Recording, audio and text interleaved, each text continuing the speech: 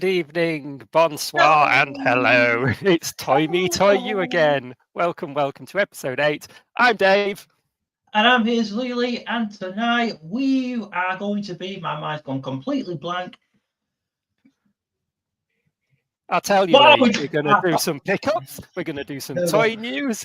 In Pick Your Own, we're going to be firing at will as we pick our favourite toys with projectile weapons. And then our discussion tonight is going to be all about a bit of crowdfunding.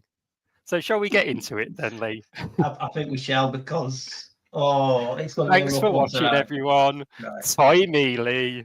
Toy you, Dave.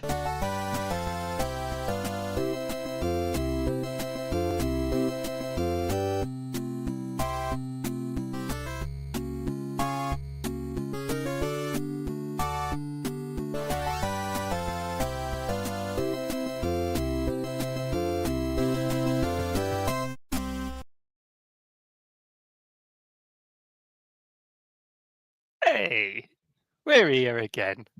That's got to be my personal best. Hello to all the lovely people in the live chat. We're here again for another episode. So let's get into it and introduce our guests for this week. We've got two very handsome guests. Number one is one of the reasons, actually, I was inspired to diversify my collection beyond just Transformers was from watching this guy's videos on his science fantasy experience, and it is Rudy Zizou. Let's bring him in. Good evening. Welcome. Hello. And you want to tell us who our second guest is, Lee? I'll tell you, your second guest is, he is the most handsome man in Wales, if not possibly the entire British Isles. It is the one and only XLR Exillion. I've probably said that wrong. Also known as Brad. How did you know my name in Welsh? Hey! Evening, all. Evening, chat. All right. So we're going to do a little interview segment that we like to call 5 points of articulation with the two guys later to get to know them a bit better.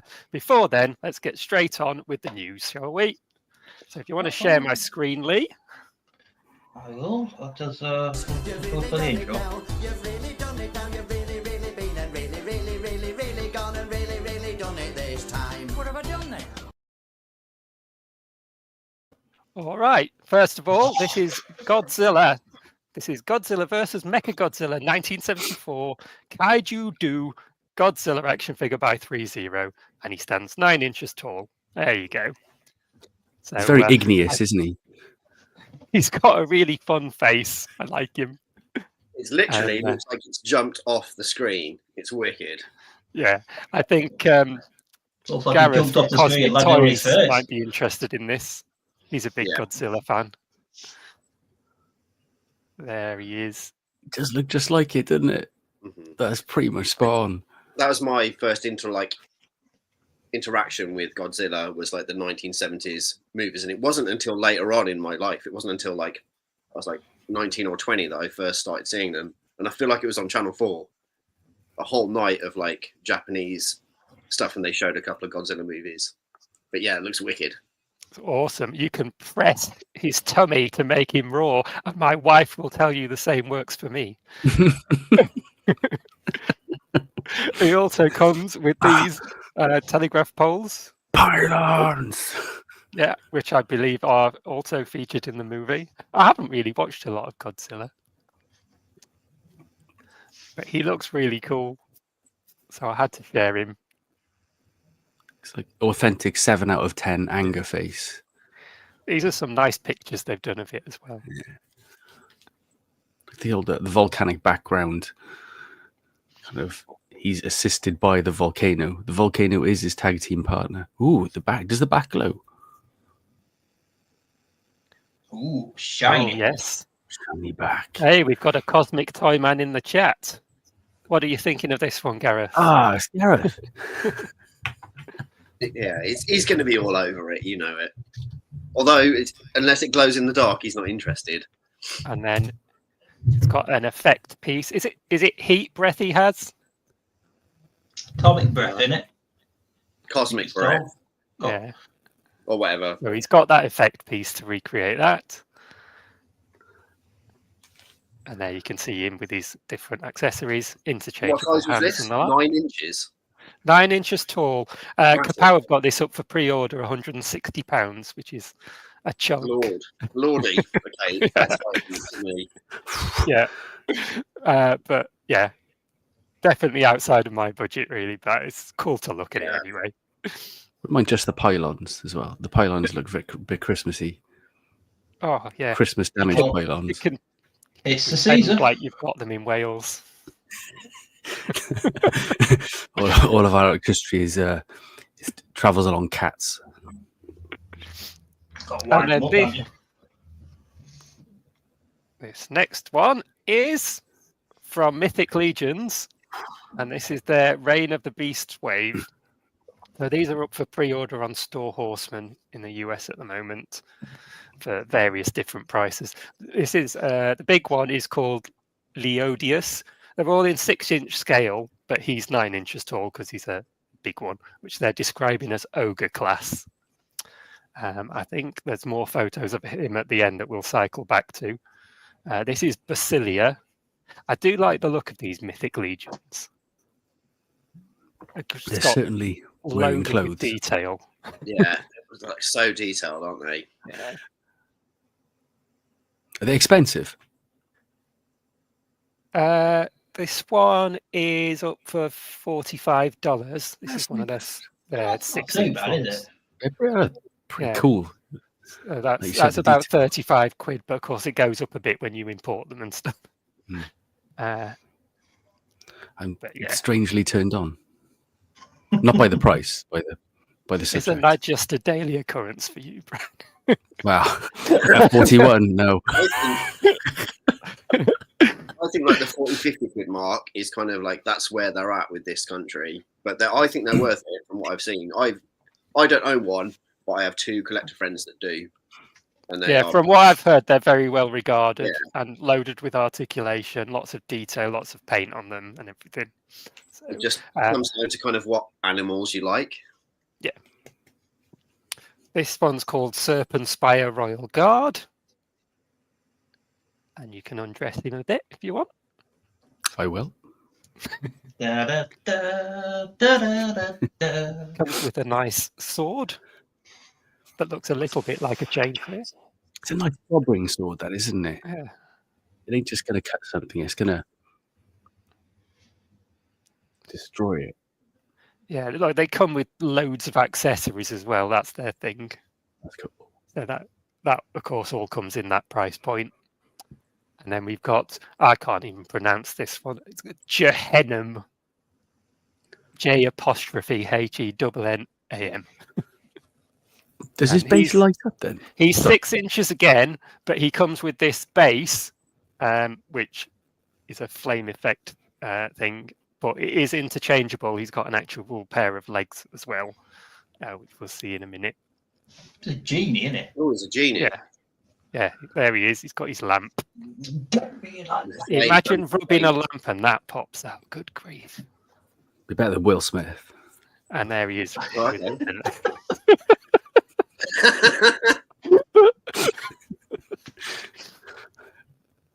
Born and raised. I like that he can detach from the lamp and bipedal. Yeah. That's how you know he's like Nice fire it's sword. gone above the genie ranks. He can walk. And there you can see his back. And then this one's called Araya the Talon Bearer. Again, this is another 6-inch one. She comes with this little dragon. And that's her little talon on a stick. That's why she's the Yeah, that's talon really bearer, I cool. guess. That is awesome. Like I love stuff like this. If I ever want to dip into something that is just not the things that I like, I would gravitate to something like this just because it's so visually like interesting. It is. Sometimes I'm I at do- that point where I've gone beyond Transformers now, and I'm open to kind of anything. So it's like at some point I probably will pick up one of theirs at least. Like a few bit of cloth And then goods going on there. Wow. Ninjwali the cackler. I think this might be my favourite of the bunch. This hyena one. That looks very, very cool. And they've created a nice forest scene for them. This one, they've got down as $40. That's kind of their lowest price point. There's some variation in the prices even amongst their deluxe size ones. I like the bones on his shoulder Yeah, armor. That is lovely pretty. fur on there. It's very the tied bones on. are awesome. Yeah, very sweet. No, thank you, Andy.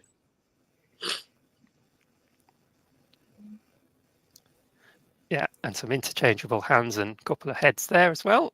It's always nice. And then this one is the Golden Pride of Leandor. This is the last one of these for now. What's interesting about this one is they've got this knight with the cat's face, but they've actually got a couple of human faces as well for it.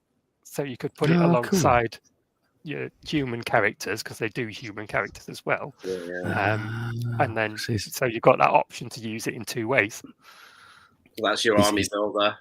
Yeah. His toes are very human. And now look at him. Back to this big guy. He looks incredible. Someone's told him a wicked joke.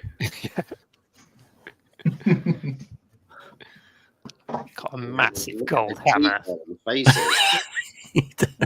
with his head on it. I like my head so much I put it on my hammer. That is cool. That one on the right, I think, is someone's just asked him if he's the guy from Frosties.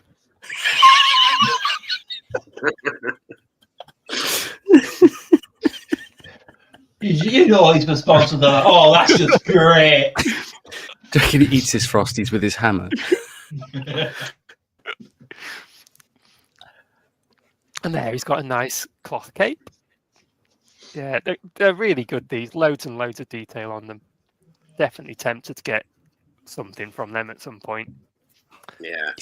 He's covered in his face, isn't he? Yeah. My face is everywhere. Which one's my real face? Could have been anyone. Right, and then we've got one more thing from Mythic Legions, which is this massive beast. Flipping heck. They're calling Behir the Green Dragon, and yes, it is in scale. I'll show you the next picture. We've got some measurements here. 31 inches by 22 inches. This is going to be exclusive to Store Horsemen. They haven't given a price or anything as yet. Pre-orders will be starting in January, and there will be more word on price. Oh, I think we're missing a trick here. There's only 6 available because that's how many they can ship into the country at a time. Yeah, so there's some size comparisons with some reasonably sized toys. Yeah. If you want to kick your children out of the house, maybe you can have a room for this. Hey, does it come in red butt? I think they'll probably do one after this. Yeah. Oh, that's amazing. A repaint for the Welsh market. That's amazing. And then it comes with an accessory set that lets you change it, so it's got stretched out wings and a longer neck and tail. And oh yeah, so it's not big enough as it is. They've added the length of the flame. Yeah.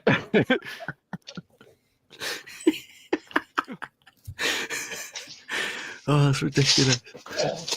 If your house isn't big enough, you could just like pop it in a transit and keep it on the top.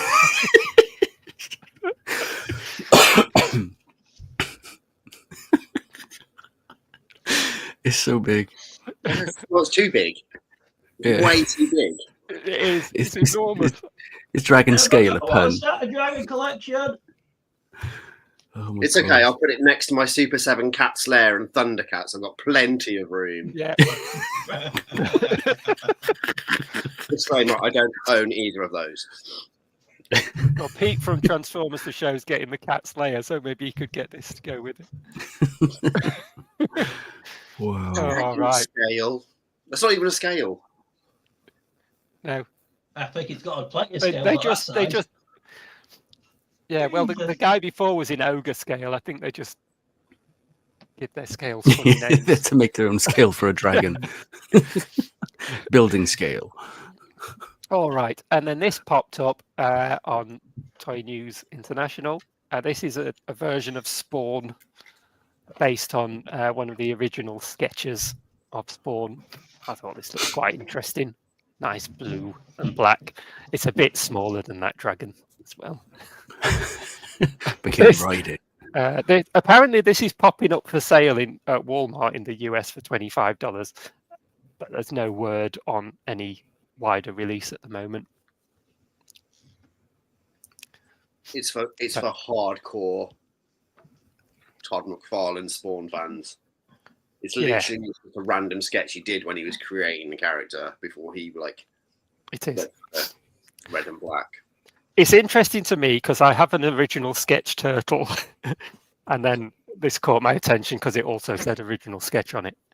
I actually think it looks cool. I'm not a big Spawn fan, but I think this is quite a cool looking figure just in and of itself. Mm-hmm. And then we'll move on from there, and we'll have a bit of Transformers news. Oh. And this is Studio Series, apparently. Devastation Optimus Prime Deluxe Class. What do we think of this, guys? I'm not impressed. It's just a bit weird in both modes, isn't it? It's just weirdly tall and long. Not in the way that dragon is, though. No. I know Studio Series isn't a super premium line, really, but it just looks cheap. Yeah, I was going to say it looks cheap. I don't know why it doesn't make any sense, really. It looks like that toy line you find in B&M's. Is it alternate? Yeah. Unless it's got something that's like really special or really fun about it. 25 quid? You've just released. Quid, is it? Yeah, especially after this year, you've had Missing Links, Studio Series 86, the Legacy one. Nuts. The new deluxe one as well. And this, mind you, that ankle tilt is something else. Ankle tilt. That's incredible. Why can't all toys have ankle tilts like that? I've got some toys that don't even have ankle tilts. That's where the budget went on the ankles. It's like he's broken it. Yeah. It looks like the ankle is looks like the foot is like an accessory. It's that far off. That's how tilted we're talking. What's with the axe as well? It's a static motion dynamic. Not a very good that, one. or it's someone's hairdo. He's just caught as he's gone past. Yeah. Okay, do you want to see something else that transforms? I wouldn't pay £25 for that. Mm-mm. Maybe 23. Here's something else that transforms. Here we go. Here we go. Mickey the Mouse. Yes. What does he transform into? How you doing, pal? This is Tamashii Nation's Chogokin Super. I can't say any of these words. Super Change Mickey Mouse by Okawara Kunio. There we go. And what does it change into? And here he goes. We'll get there. Ta-da! Oh my gosh! Yes. Wow. That is amazing. Remember we had there was a Transformers Mickey Mouse a couple of years ago. Yeah. And a Donald Duck as well. They were that's going back about 10 years, isn't it? This is cooler though. His pants are a shield. His pants are a shield. They are. That's amazing. His pants are a shield of steel. Nobody can get past my pants. That's the M on the chest for Mickey as well. That's fantastic. This is he's got a little mouse on his shoulder as well. A little mouse. This sells this will sell loads in Japan, and then everywhere else it'll just be like, nah. Not it. It's mental, but I love it. Everyone else will be just like, what's this Mickey Mouse bullshit? This is the new line police for Disneyland Tokyo, isn't it? Mm-hmm. You will push in, Space Mountain. You must wait your turn. All right, we've got one more piece of news that popped up recently. And this is Storm Collectibles Baki Han, the son of Ogre, Toppo Orochi figure. And this is in 1/12 scale. So that's a 6-inch scale. He might be a little bit bigger because he looks like a chunky guy. That's cool. Yeah, and I think he's going to go for about $100, 80 quid-ish. They're quite pricey, these Storm collectibles. They're nice, aren't they? But he does look really nice. There's quite a lot of photos, so I'll skip through fairly quickly. He's got several head sculpts with crazy facial expressions, like this one. And he looks really, really poseable. And the fabric for the outfit. I've got a couple of Storm collectibles, and the plastic is really, really clever. It moves. It's really fluid. That's how you can get like such good articulation, because it's got all the articulated joints. It's not like rubbery, but it's kind of, it just has that malleability. It's so good. He's got tiger pants as well. Those are good pants. I nearly dived into stuff. I was collecting the Figuarts Street Fighter for a while, and they were amazing. But then Storm seemed to start bringing them out at the same time, and Figuarts kind of phased out. But I decided against it in the end. But yeah, they're meant to be pretty damn nice. I was tempted by their Streets of Rage stuff, but it's just so pricey. Yeah. What have you got? Rude, Storm-wise? I've got Sagat from Street Fighter. I've also got Golden Axe, the girl, and that comes with its own little dinosaur. Does it? Iris Flare dragon. Yeah. But you can find them sometimes on offer. Like I think I paid 90, I think 89.99 for Sagat when it came out. I know they charge a bit more now, but I got the Golden Axe one on offer because nobody bought it, so it just went into the Kapow sale, and I think it was about 80. Nice. It's still It's still loads for an action figure, obviously, but it's what we do. The way I collect is like I put money by each month, and then when I've got a big amount, I'll literally blow it on something high end. Yeah, well, I sort of give myself a budget for the year and make sure I stick to it. But I can see myself getting a few bits of more high end stuff. It just means I won't be getting things as often. Look at them pants. It's always good to hunt around because you can find them on clearance. But don't buy them straight out because in some ways they're not worth £100. No, because I'm not necessarily tied to I want to get this particular thing. I can just wait and see what I can get now. I know a few people that have bought their Gatchaman Battle of the Planets, Mark or Ken the Eagle, and they paid £100 for it, and they're like, it's not a £100 toy. I don't want to throw shade on Storm collectibles. I think they're incredible, but they are. Be prepared to pay X amount of money. Lee, when did you post for this one? Well, a couple of weeks ago. You know what I mean? That's why I couldn't do. That's why I couldn't do that show. We have to cancel. You know, that's important thing to do. You know. Looking good, mate. All that time in the gym's paid off. Oh yes. Yeah. I'm the tiger. The shading on the underwear is second to none. Yeah, he does look really good. Think you'll be saying today? All right, and we can call it for the news there. Can stop sharing my screen. That's fine. That might be the first time that they've done soft goods. A lot of the time, it's all molded. Oh yeah, actually, it's a good shout. The gi was soft, wasn't it? Yeah, gi was fabric. Yeah, I've never seen a Storm with actual material on it before. Yeah, the Street Fighter ones would look cool with especially like Henryu and maybe Guile with the old soft material on them. That'd be nice. Vega would be like a bit tight, wouldn't it though? Vega spandex. The tape measures out. Oh, I think fucking dragging off you. I want to say how big it was. Okay, big. Yeah, the chat's a bit busy tonight. Look at all this lot. Sorry, we've been ignoring you, haven't we, guys? Hello, everyone. Hello. So we are joined tonight by Stuart. Hello, Stuart. Also, another regular, Andy from Transformers The Show. How are you doing? He's a sexy man from Leeds. Heck yeah. We have a Robocop 2. Who else have we got? We also got the Cosmic Toy Man himself, Mr. Garrett. It's funny that Gareth should be in there actually, because one of the questions later is how did you start collecting, and Gareth is kind of responsible for that. Ah, Known Gareth for a long time, so yeah, it's an interesting one. he's got a lot to answer for, that Gareth. Lots to answer for. He has a lot to answer for. We also got second sexiest man in Wales, Brad. Third now. Third. Yeah.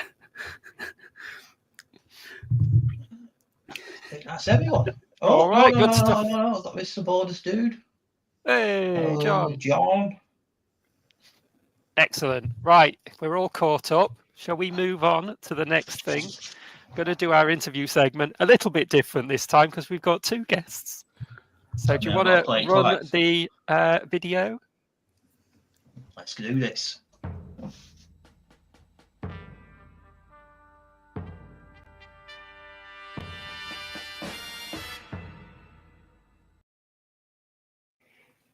So 5 points of articulation where we ask our guest 5 questions and they answer them. So it's going to end up being 10 points of articulation tonight. I thought we'd do it in the style of blind date, where we ask the questions one at a time and allow each eligible bachelor in turn to give us the answer. So we'll go for question 1 to Rudy. What got you into collecting and why did you do it? What got me into collecting was Star Wars coming back into the cinema and Shadows of the Empire being released on the N64. And I was like 18 years old. I had a bit of disposable income and I just threw myself into Power of the Force 2. The muscle-bound extravaganza that is Power of the Force 2. And I didn't really stop from there. And then I kind of just dipped in and out of toy collecting throughout the years, like here and there, because I went off to university, didn't really have much money. And then when I finished university, I still didn't really have much money, but then I kind of got higher up in my jobs and I kind of just bought toys here and there and then kind of amassed a little collection and just kind of expanded on what I wanted to collect, which is everything, which I'll get into in the next. Awesome. In the next section. Should we direct the same question to bachelor number 2, please? Oh, so it's always been like I've always had my toys since I was a kid, and I've kept hold of them and had them on display and things, but actually buying again was it was a trip to Dewsbury Market. It must have been like 2002, 2001 when I was just getting into my early 20s. Gareth, Cosmic Toy Man, before he had the store, I think it's before he had the store, used to have a market store there on the Sunday, and he always had loads of cool toys. And one day I went there and picked up an RID Prowl, and that's pretty much started the landslide. I visited him a couple of times since then and picked up like a G1 Hardhead and a couple of Power of the Force 2 figures. And that's where it started, and it kind of never stopped. So all the way back to Dewsbury. Nice one, Gareth. Question 2. Let's go for Brad first on this question, shall we? Mix it up. What do you collect? Primarily Transformers. I've always loved Transformers. That's kind of what started me off. But I do collect Power of the Force 2. I do have like quite a big Black Series collection, which I'm currently selling off. I love my Gundam, but I'm finding the time to build those at the moment just isn't happening. So yeah, all of those things. Gundam, Power of the Force 2, Transformers mainly.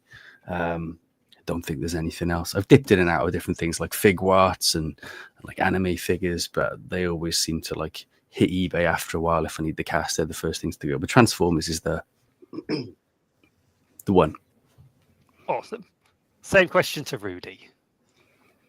So in terms of what I collect, I like to get toy interpretations or representations of films, cartoons, and comics from the 80s, 90s, and 2000s that I adore. So I will buy Transformers, G.I. Joe, Action Force, Battle of the Planets, Macross, Robotech, Lego, Teenage Mutant Hero / Ninja, Turtles, Terminator, anything that is literally has some sort of pop culture relevance or a cartoon that I loved growing up with. I want to have the best toy representation I can get of it. Whether that's screen accuracy or a great interpretation or an awesome toy, that's kind of what I collect. Cool. And any brand that makes it, I don't really kind of have a favorite brand, so I will literally buy whoever makes the toy. Awesome. That's a good way to collect. Question number 3. We'll stay with Rudy. What is your favorite part of your collection? So I don't have a favorite piece, actual toy. I've thought about doing that, but I can never choose because kind of if I've bought something lately, that's going to be my favorite toy. Or I'm going to think like, oh, this is my favorite toy. And then like 2 months later, it'll change, or I'll get something off the shelf and dust it and be like, oh, this is my favorite toy. So I can never kind of really pin it down. But my favorite part of the collection now is my mentality on creating the ultimate villain shelf, which I've been doing for a couple of years. That's my favorite part, where I am trying to create this shelf, and it's very organic, and it changes and it kind of goes with the flow. But I'm getting representations of all like the best bad guys from shows that I like. So I'll have like a G1 Galvatron, the E-Hobby version in the purple because I like the screen accuracy, next to a Super 7 Cobra Commander, and that's my representation of Action Force, the movie. But then I'll also have G.I. Joe Classified Destro to be my representation of like the cartoon G.I. Joe. But I'll have like other bits on there, like a NECA Shredder, any bad guy leader. So a Psykill is on there. And then, as I said, it's quite organic because I'm waiting to fill it with some other characters. Like I want to get Avenger from Dungeons and Dragons. Yeah. I want to get like a Zoltar from Battle of the Planets. So yeah, that's my favorite part, is trying to create this insane ultimate villain shelf. Awesome. Same question to Brad, please. Favorite part of the collection? So a couple of years ago, well, I say a couple of years ago, it's more like 12, maybe 13 years ago, there was a figure that came out for Transformers Galaxy Force, which is like my favorite Transformers series, hands down, of all time. Love Galaxy Force. Came out in Japan only, in Toys R Us, and like it was stupid expensive. Never thought I'd own it. And one of my mates who I work with in Tesco, Chris, his name was, he got hold of the fact that I wanted it from a YouTube video and clubbed together with a couple of my mates and bought it for me for my birthday. So I've got it here. It's caught on a wire. It's that's the Sonic Convoy gift set from Toys R Us Japan. It's basically Cybertron Optimus Prime with Wing Saber on the back, but it's kind of got nice see-through bits and chromy bits that are red and nice golden chromy swords. And how the chrome hasn't fallen off, I don't know, because it's been in a storage unit for like a year. But yeah, I'm glad it hasn't. That's easily the one favorite part of my collection that I would save if my house exploded. I'd cover if my house exploded. I don't know if I'd be able to save it if my house exploded. I'd probably die, but I'd die with it. There we go. But yeah, that's the one. Happy man. Is that like metallized plastic? I'll go a bit closer. It's yeah. And like there's loads of stories of it falling, like the chrome being rubbish. Say again, sorry, mate. Is it like the Beast Wars Transmetal? Is it that like chromy? No, it's a bit more. I suppose it's a bit more resilient than that because I've had Beast Wars transmetals before, and they've always kind of flaked. This doesn't seem, knock on wood, doesn't seem to be as fragile as that. But I've had a couple of mates who've had it in their attic in storage and opened it brand new after a couple of years, and it's all been flaking off. But knock on wood, again, mine seems to be like hanging in there. It's actually, it's perfect so far. Hasn't had like anything fall off it. So yeah, I wouldn't be like.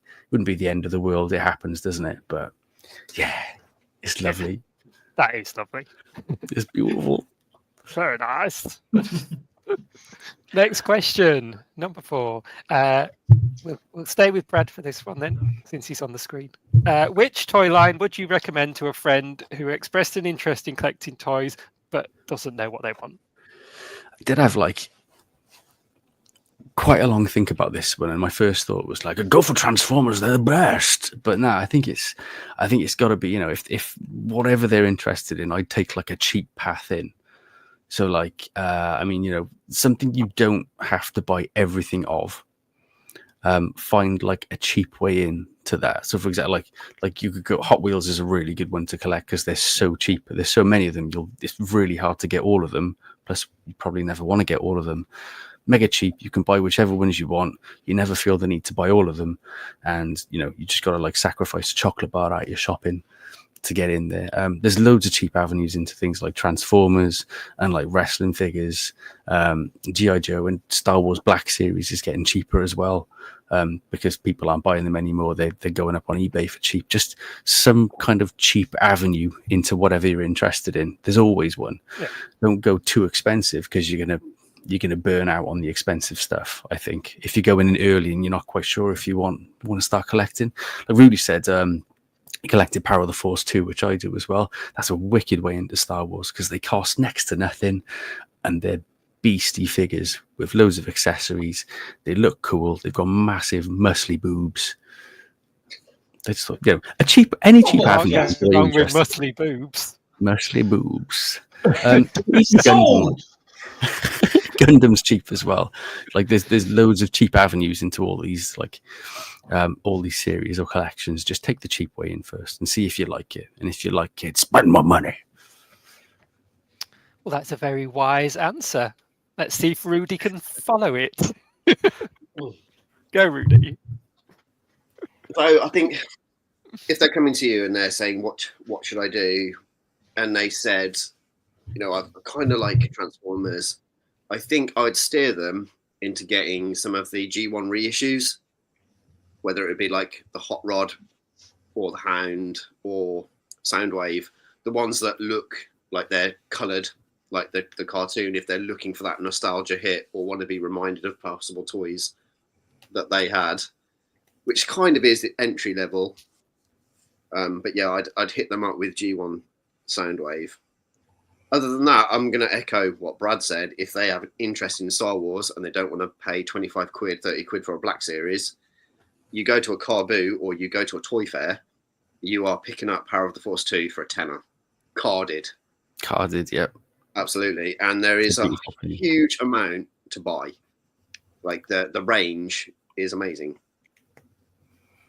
And the ships as well. The ships are amazing in Power of the Force 2, aren't they? Because they're based on the originals. Yeah, they are literally just kind of slightly tidied up original Kenner toys. Yeah, they're gorgeous. Yeah, I think that's incredible advice, really, because there is, we're looking in the news at all these really expensive toy lines, really, for the most part, that you can get new. But there's so many options out there secondhand for very affordable things. If you haven't got that much money to spend, you can still get into toy collecting and still have lots of fun with it. So if money is no object to them and they want to buy, I'd start them off on probably like NECA, but I'd give them advice on what to do with NECA. Yeah, I'd get them to choose kind of what they want and then tell them they need a hot bath, they need a lot of prep before you open them. Not all of them, but yeah. Hot bath, light them some candle, pour them a drink. Well, yeah, exactly. Some soothing 90s global chill out, sit in the bath, get your NECA T1000 in there, loosen get them in the mood. You start Barry White. Exposing them.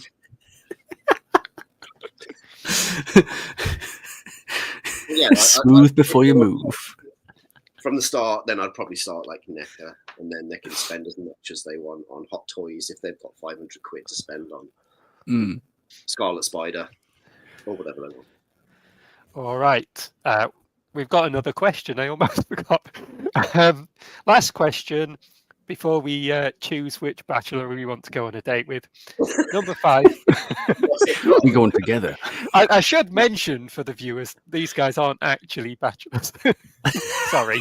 Apologies. Didn't want to get your hopes. 10 years. Oh, might as well end the show with you then, aren't we? Oh. It's all a sham, Like like most reality TV. Like Blind Date, actually, like Blind Date from ITV. Yeah. Yeah, not even blind. Right, number 5, Rudy. Is there a toy from your childhood that you would love to see a modern update of? Go, Brad. You're younger than me. Me first? That doesn't happen often. Yeah. Which one should I choose? Toy line is definitely Mask. I'd love to see, like, I know they're doing it. They are doing it. Machina or whatever they're called are making some amazing like remakes of Mask stuff, but I want an official Hasbro remake of Mask. It'd be great, and it'd be cheaper. But They've yeah, given the license to loyal subjects, haven't they? have they really? Yeah. I did not know that. So that might be nice. But yeah, I'd love some Mask.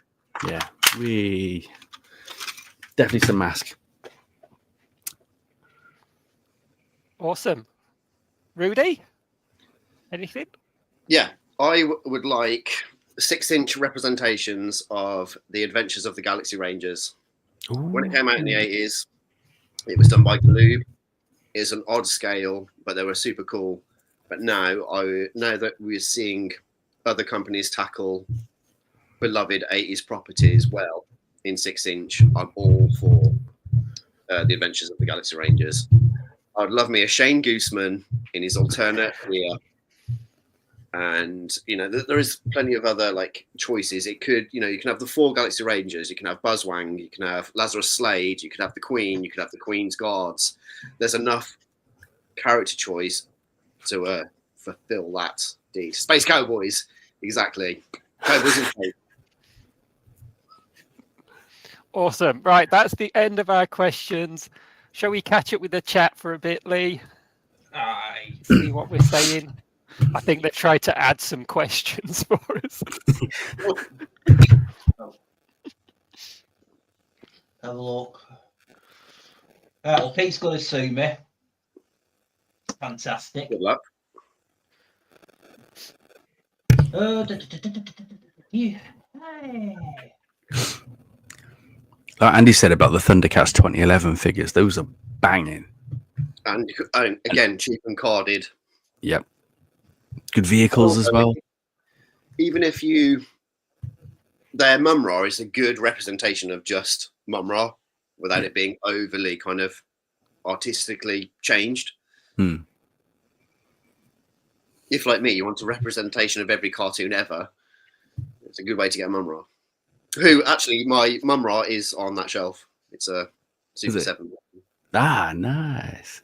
Is it the red cape version, or is it the Super Mum-Ra? Yeah, the red cape. I remember I got one of those like from a cereal. You could send off for Mum-Ra. Me and my brother got one each. Nice. I think we got them in the stocking actually at Christmas. I can't remember what cereal it was. It might have been like the multi-pack cereals, something like that. How are the Super 7 stuff, Rudy? I really like Super 7. I always have done. Having it a good few years ago, getting Wondar, which is like the Wonder Bread He-Man. That's a great myth, that is, isn't it? It is, yeah. Love the myth of Wondar. But yeah, over the years, I've kind of just dipped in here and there of Super 7 figures. It's just giant-sized 5 POA figures. Yeah. But they're specifically done to tailor whether it looks like the comic or you want screen accuracy or toy accuracy. I asked because I pre-ordered their, they're doing the 2003 Turtles. Yeah. I pre-ordered the Donatello, so that'll be coming in sometime early next year. Super 7's really good at creating something for everybody. But do bear in mind, if it is articulation you like, it's not for you. Well, I love the design of the 2003 Turtles, and Donatello's my favourite. So I was like, yeah, I saw them and I just thought it looked really cool. But like some collectibles, I've mentioned this on a few other like podcasts and my own channel. It's don't buy them straight away. You'll undoubtedly find them on clearance. For a while, they had some of the turtles in B&M for 20 quid. You could go in and buy Slash, which is like the Dimension X evil turtle, and he was like really desirable. £20. Yeah. 50 quid figure, 20 quid. Sometimes I just don't want to wait. That's yeah. but I'm only getting the one. But like I've often said, it's your money at the end of the day. If you think that toy is worth it to you and you're happy to spend that money, you buy it. You never know if it's going to be rare, it's going to get short packed, or it's not going to sell. If you want that toy and you can afford it, you buy it. Yeah, that's it. Agreed. It's your money. They're your toys. Do whatever you want with them. Mm-hmm. There's no point in looking back and thinking, oh, that's reduced now. Like that Transformers Selects GoBot pack is now like, what, 25 quid? It's been going for 80, 90 on eBay, and it came out at like 80, 90, didn't? Like, if you bought it, you want it, like, just enjoy it. Well, I picked up the Leader Class Soundwave mainly to get the Buzzsaw. Actually, I quite like the whole pack. I have done a review of it on my own channel, so if anyone wants to check that out, do so. Just search for Dave Nipples on YouTube. Not on Google. Yeah, just anywhere really. OnlyFans. I did that one. That was a mistake. Yeah, like I'm thinking at some point that's probably going to get deeply discounted because there's been several Soundwaves. But even if it does, I'm glad I got it even at full price, because that means I've got the Buzzsaw in my collection now, which has completed my 1984 lineup. Nice. You've had it there, you've had it on display, you've been able to look and play with it for X amount of months, and if people are happy to wait for clearance, then wait. If you're not, just buy it and enjoy it. Enjoy toys. They're there to be enjoyed. Yeah, and there's plenty of other things that I can pick up on clearance later. Yeah. Things that I'm not going to jump straight in on. Or to make the money back, pick up things on clearance and scalp them. But then it's technically free. Yeah. That's good advice, Brad. What an eBay bastard I am. I won't be doing that then. Speaking of pickups, shall we show up what we got off this week? Oh, Lee, you're trying to get us back on track. Good on you. I know it. Go on then. I'll tell you why. Roll the credits.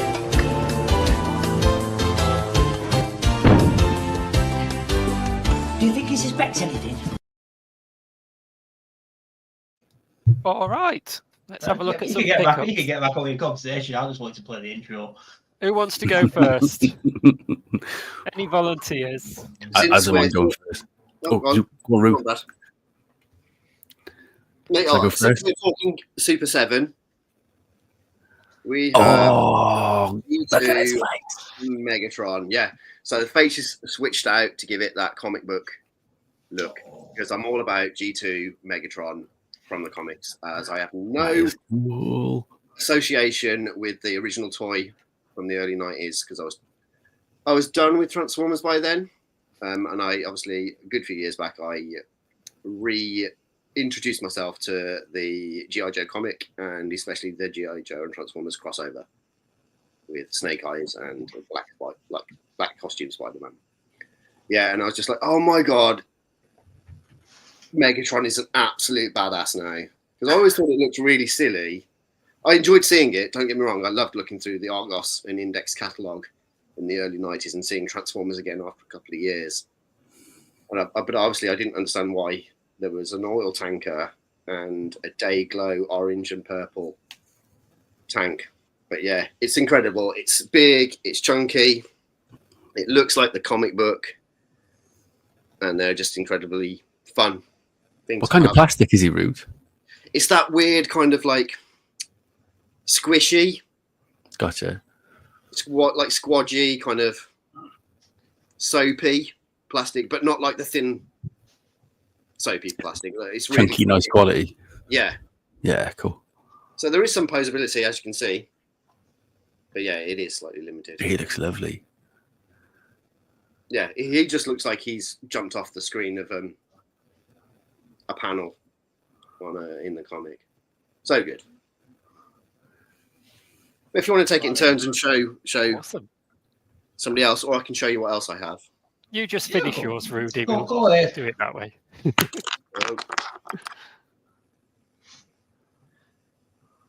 Here we have Ramble Boy. Oh, yes. Eyes of the hawk, ears of the wolf. He is incredible. Considering like where Ram and Toys were a couple of years ago when they released their Centurions, and they were kind of like, they're a little bit janky. I love them. I didn't like them at first. I did a whole video on it. I thought they were a disappointment.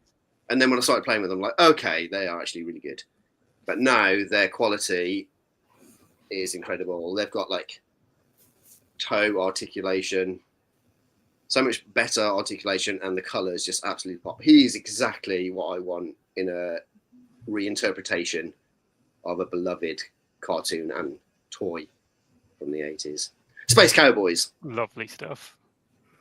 And it comes in the sweetest box. Nice. And the box is like that lovely kind of textured material. And the artwork just absolutely. Oh, yeah. Yeah, so you planning on getting 3030 as well? I'm not, no. Yeah. I always thought 3030 was a really odd character, and I just didn't gravitate to it. Oh, I love 3030. Also, they're higher end. They're a bit pricey. I can't justify going all in on that. But yeah, you get different.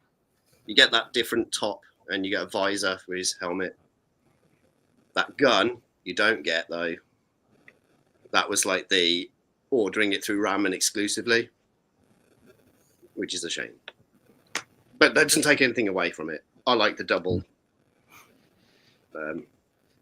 bottom and top gun bit. Super cool. Again, I want to get toy representations of all my favourite cartoon characters. Yeah. I'd love someone to get the license to do a new official Brave Star line. Yeah. Do something with it. 'Cause it's such a good show. Oh, yeah, for sure. Like, in the 80s, Native Americans were really well done in media. And it's a shame it hasn't really continued. And Cowboys in Space. Space Cowboys. That's it. Is that it for you, Rudy? Yeah. I did pick some other things up, but this was like 6 months ago. So yeah. Cool. Brad, do you want to go next? Yeah, go on. Yeah, I'll jump in. Yeah. Short and sweet, nothing amazingly special. A little bit of an odd one to start with there. I've been toying with the idea of these for ages because they're cheap and they're just like, I suppose they're saving me buying a chocolate bar. My mentality with this is just buy one of these instead of a chocolate bar and I'll lose weight or keep it off. I bought a Hot Wheels this week. I really like the look of this, like Mazda RX-7, because played a lot of Gran Turismo back in the day and always went to Mazdas. And yeah, I have a dig through the Hot Wheels box every now and again. Saw this one, bought it. I bought another one today as well. I think this is going to get out of hand pretty quickly. It's nice to have a rummage through the basket of Hot Wheels. See what you can find. We were talking Hot Wheels before the show started, weren't we? So yeah, I think Hot Wheels is going to be a little bit of a side, maybe a side project. If I can find one I like in the box when I go to the shop, that's going to be dangerous. Maybe I'll take them into school. Brad, just to interject is when you head over to like a supermarché or a local convenience store, like the Co-op, they often have a rack of like Hot Wheels stuff. You tend to find randomly there'll be one left of like a vehicle from a TV show, and it's like £1.50 to pick up the Landshark from He-Man or the Party Wagon or a Batmobile or something. Yep. I love that. That's my favourite part about Hot Wheels is the randomness of picking up something really cool. The boxes are so just all over. I watched a couple of guys on YouTube, and the boxes just seem to be all over the place. It's like a big fun lottery of colourful little metal cars. Yeah. I love the expense. You can just go down your local B&M and have a bit of a rummage and find it. It's the Fast and versus Furious buying ones as well. expensive toys online. It's just a bit Exactly. It reminds me of being a kid and having like £1 pocket money or £1.50 pocket money and going to the newsagents and spending that £1 pocket money on a Matchbox car. That's what we all had a bag full of Matchbox cars. But yeah, they're pretty cool. And I think that's going to be maybe a thing because everyone loves toy cars. They're great. Have you seen the expensive ones though, with like the rubber tires and the alloy wheels and it? Oh, they're so good. No, can't go there. Yeah, big time. Otherwise, bit of Swoop. Swoop arrived. I had to wait for Swoop actually. I ordered with Kapow. I think they got less in than they thought they were going to. So I was a late pre-order, so I had to wait a bit longer for the second delivery to come in. But yeah, Swoop is exactly what you'd expect Swoop to be, isn't he? He's Swoop. He's just a nice Dinobot. Is he the best of the lot? Maybe. He's just Swoop. I was happy. I knew what to expect. He's Swoop. We'll stop saying Swoop now. Is he swoopable? He's swoopable. And I like his mouth. He was my favourite Dinobot when I was younger. I don't know if he still is, but he might be. He looks like that. Andy.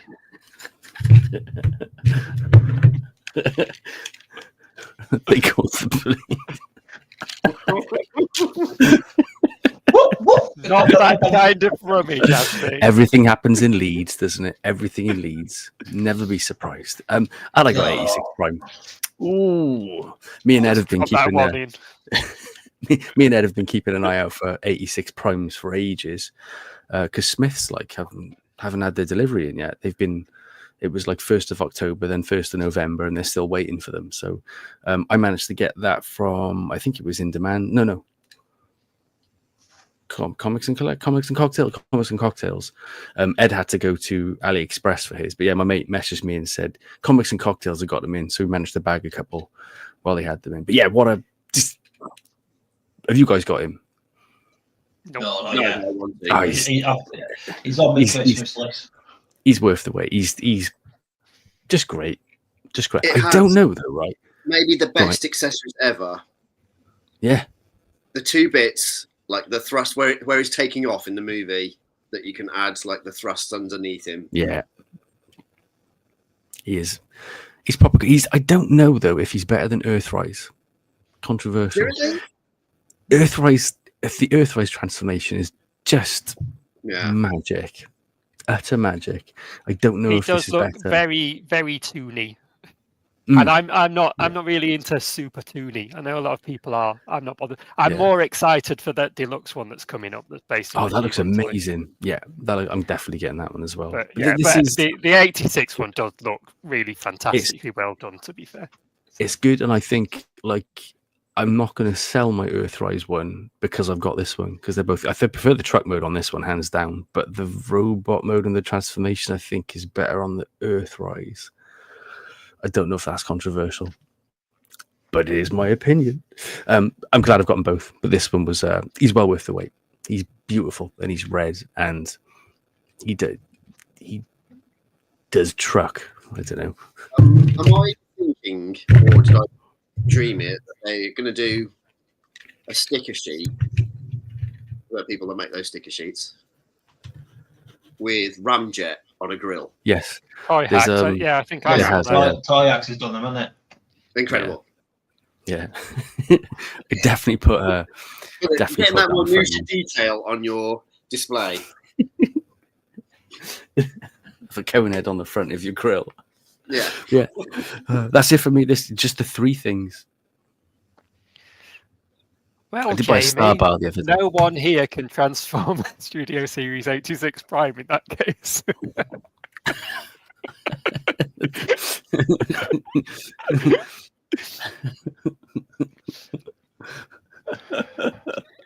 really need to start reading these comments before I put them on the big screen.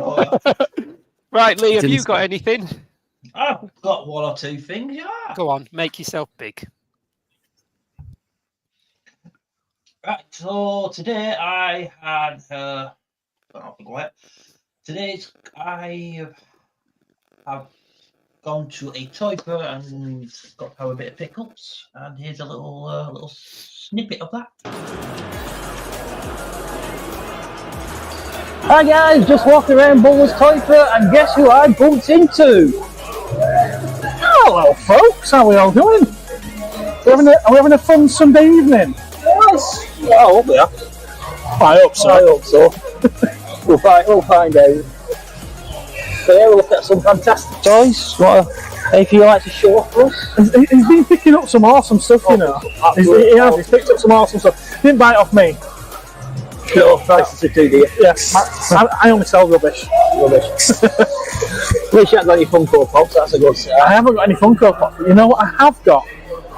Oh, we're going into the big stuff now. I don't know if you've seen this already, but it dances, or at least it does in my videos. We've got the Cosmic Toy Man. You can't get this anywhere else, just here. You wouldn't want to get it anywhere else though, would you? No. Right, next year he's doing Toy Me, Toy You, Dave. We're having it. Absolutely. Yeah. So I hope you all enjoyed tonight's show, and I'll see you there. Toy Me, Gareth. Toy You, Lee. Yeah.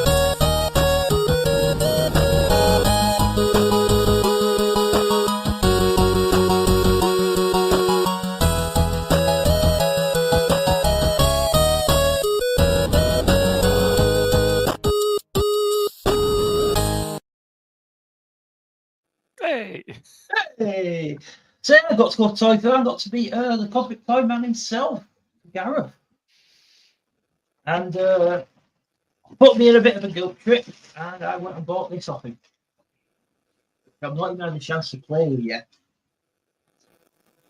It is the Legacy.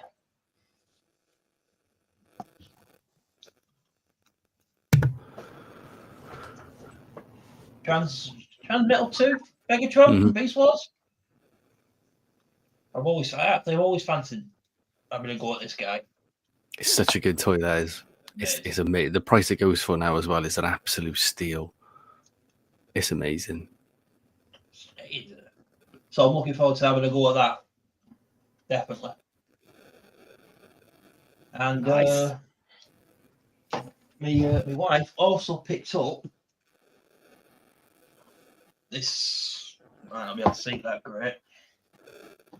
Like one of those LED lights.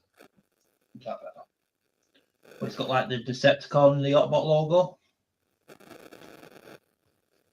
Well, you pop it in a little stand.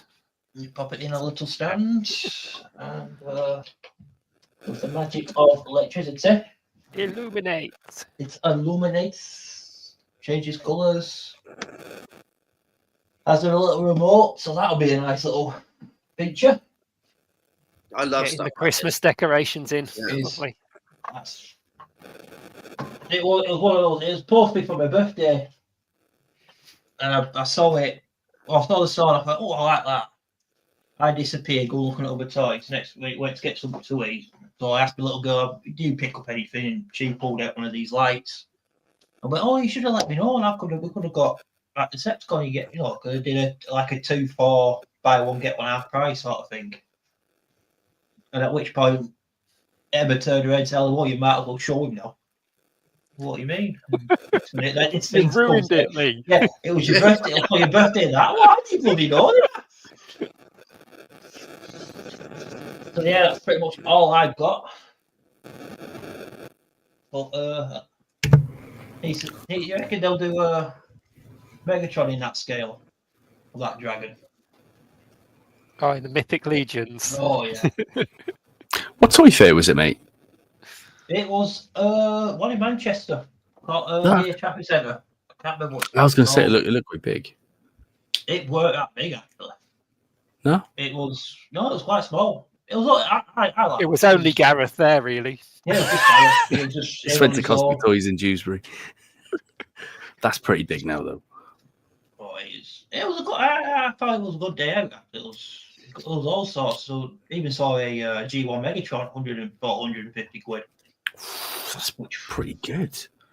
It wasn't the best because stickers were, but you can always get toys for that. Yeah. You can always get stickers. Always get stickers. But it's like it was really one of those moments where you're like, oh, I can't remember that. Oh Jesus! Like they've had a G1 Scorponok. Really? Yeah, that was 160, I think it was. Mm. It's just one of those. If I had the money, I would have probably picked some of this up. But Scorponok's always like, I always find G1 Scorponok smell a bit weird. A bit like Jeff. Not Sif, Jeff. Yes. Like 1990s Jeff.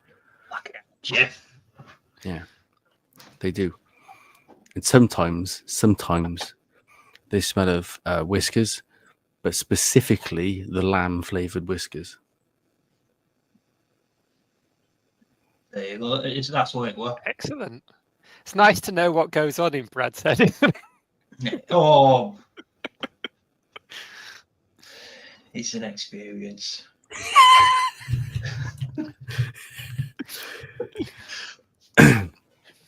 Lamb.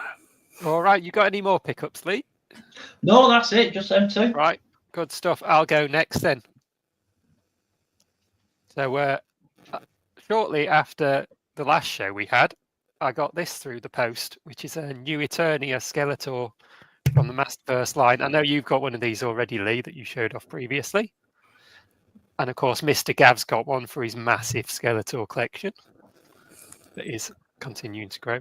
But this is really cool because it comes with like this head that's kind of based on the original Skeletor toy as an alternate head. But the original head that was on it was this one with a helmet and a beard. And That's a wicked head, that. he comes with a sword. So he can be like barbarian style. And you can put this cape on him, which is a nice cloth cape that just pops over his head. And then he comes with a couple of spare hands, as these things always do. He was £15 posted from Amazon. What? And so much Masterverse stuff out there going really cheaply. I haven't paid full price for any of my Masterverse stuff that I've been picking up. A lot of them have been like £8. I got a battle cap for 15 quid. But yeah, if you're interested in He-Man, you can find loads of these for good prices, like brand new on sale even. Even if you're not, they're really good figures to just mess with. Yeah. And yeah, they are really good. Do you reckon they'll ever do a Skeletor with like a bony from Trapdoor Head? There'll be someone out there that someone's 3D printing that. 3D that's printing that now. Yeah. We can hope. Right, that's my Skeletor. I also got this. This is Turbo Cami. This is from the Ninja Turtles. She's an original character that they made for the Mutants Unleashed video game, along with her brother that I previously picked up, which is Crabapult. And he's like a gym bro who wears a bin on his back at the shelf. Like a hermit crab. Great original design. Love that. And she's just this crazy coloured chameleon. She's brilliant. Yeah. And these are a good toy line, a good modern toy line. Like they go for £11 RRP and they're really good. Like, you know, they're not super articulated, but they've got enough articulation to mess around with. Just a great toy for kids. And for me, obviously. Now I got that, and I also found on eBay for £10 posted this 2012 Donatello. Nice. Is that the Nickelodeon one?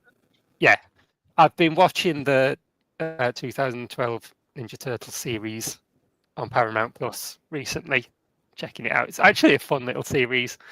Donatello, as I said, is my favourite turtle, so I grabbed him. He did come with all the extra accessories still on the thingy, on the rack. I'm not really going to use those. He just needs his staff And yeah, he's just fun. And again, nice bit of posability in there, especially for a toy from 2012. It's a bit older now, and a great look. Love it. And I think NECA are tackling these turtles. They've shown some off at some conventions recently, so I may be dipping in on a bit of NECA at some point. But I'll be sure to give them a nice bath first. Yeah, indeed. There's a lot of love for that 2012 show in the community, even just in toy collecting communities, but especially in Turtles. It's a really well received show. I enjoyed 2012. Little girl loves it. That's her Turtles. You try and argue with her if you won't have it. About Turtles or just in general? Turtles is like Transformers. If you choose what you like from it, you cannot like every Transformers show. You cannot like every Turtle show. Just pick and choose the one you want to focus on. Yeah, and enjoy it.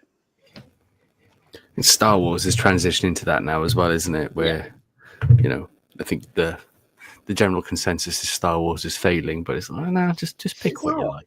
Just pick what you like. Yeah. And ignore what you don't. Exactly. You will enjoy your fandom more if you let things go. So I just need to take a moment to say to Mr. Gav, do it.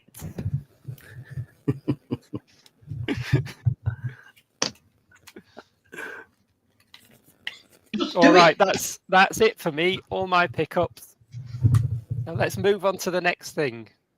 We're going to do a bit of pick your own, Lee. Oh, let's have a bit of pick your own.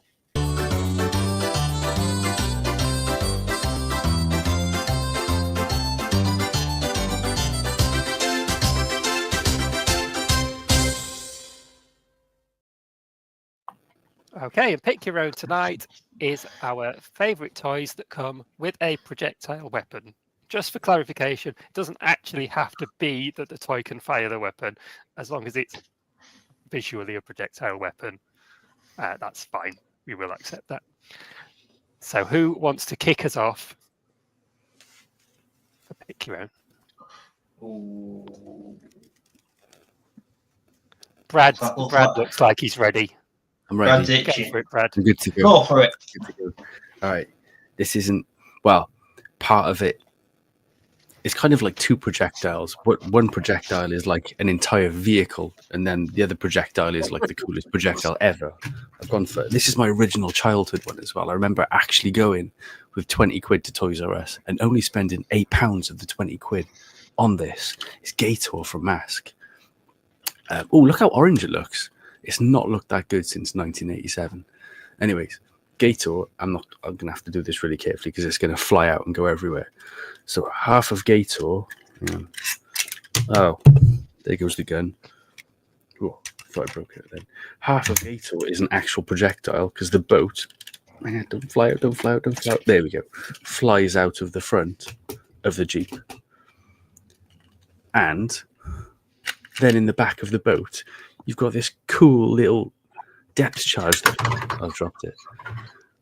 That just fly. I had no idea what depth charges were until I got Gator, and then I still didn't know until I looked it up on the internet when I was a lot older. But yeah, Gator I think is the coolest projectile I have. And do you know what? When I was younger, I nearly took this depth charge and made it into a DL44 hand solo blaster because I always thought that looked like the nozzle. It looks nothing like the nozzle. That's how clueless I was as an 8-year-old. Yeah, Gator I think is the coolest projectile-based thingy-majiggy vehicle toy that I own because it is a projectile and has a projectile. But the best part about Gator is no one ever knows how it gets back in the Jeep. There's no way it can get back. I just snapped it. No, it's okay. There's no way it can get back in the Jeep in real life. It just kind of, you just assume it makes it back in. It doesn't smell of lamb whiskers either. Gator. That's my favorite. No, sorry. I feel like I need to buy some lamb whiskers just so I know what it smells like. Just so you can have the experience of lamb whiskers. Yeah, it's I I love Gator. It's just the coolest. How does the boat get back in the Jeep though? It's there's no way. Don't ruin Magic. the illusion. It's magic. That's Magic. that's all the explanation you need. Dusty Hayes is a magician. He's freaking Mandrake. Yeah, there's no ways that can get back in the Jeep after being on land, and yeah, it's the least practical Jeep in the world, but it's great. Love my Gator. Awesome. Who wants to go next? I'll go next if that's all right. Go on then. Right, so go. Pick me up is a bit of a reoccurrence and a double dip. I have picked this guy, not for his reason, not for the reason the figure itself, but what he comes with.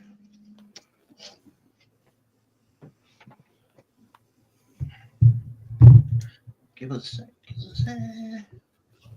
Make yourself big, Lee. Oh, I shall. Oh, no. Come Tibber. Oh, we're getting a tour. What we have here is, let me just skip there. What the big black one, might get a bit, we've got a bit of an echo, is the bloody trail. Oh yeah. You want projectiles, here they are. You got all your missiles. See them again. You got your discs.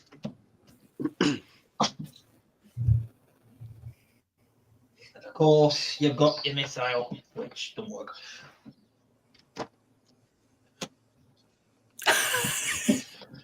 Which The missile doesn't work, just throw it at your enemy. just launch it. And what you've got there is an absolute beast of a toy. And I like that. It's just one of the best Transformers. I like that he just stands at the back and just goes, fire everything, and everything fires. He doesn't control it. He just stands there and commands it. We need a Robo-Send one of these, don't we? Yeah. He's pretty shiny. Oh yeah, Is that an original? I think so. I think it's the Japanese version of it. It's lovely condition. It's just it doesn't. You just can't beat it. Even the legacy one hasn't come close to it. Hmm. It's just a great figure. Even if it is the 2001 car robots, that's still a G2 toy. So take it 10, like even possibly 10 years further back than, and then whenever that toy came out, 92, 93. Incredible toy.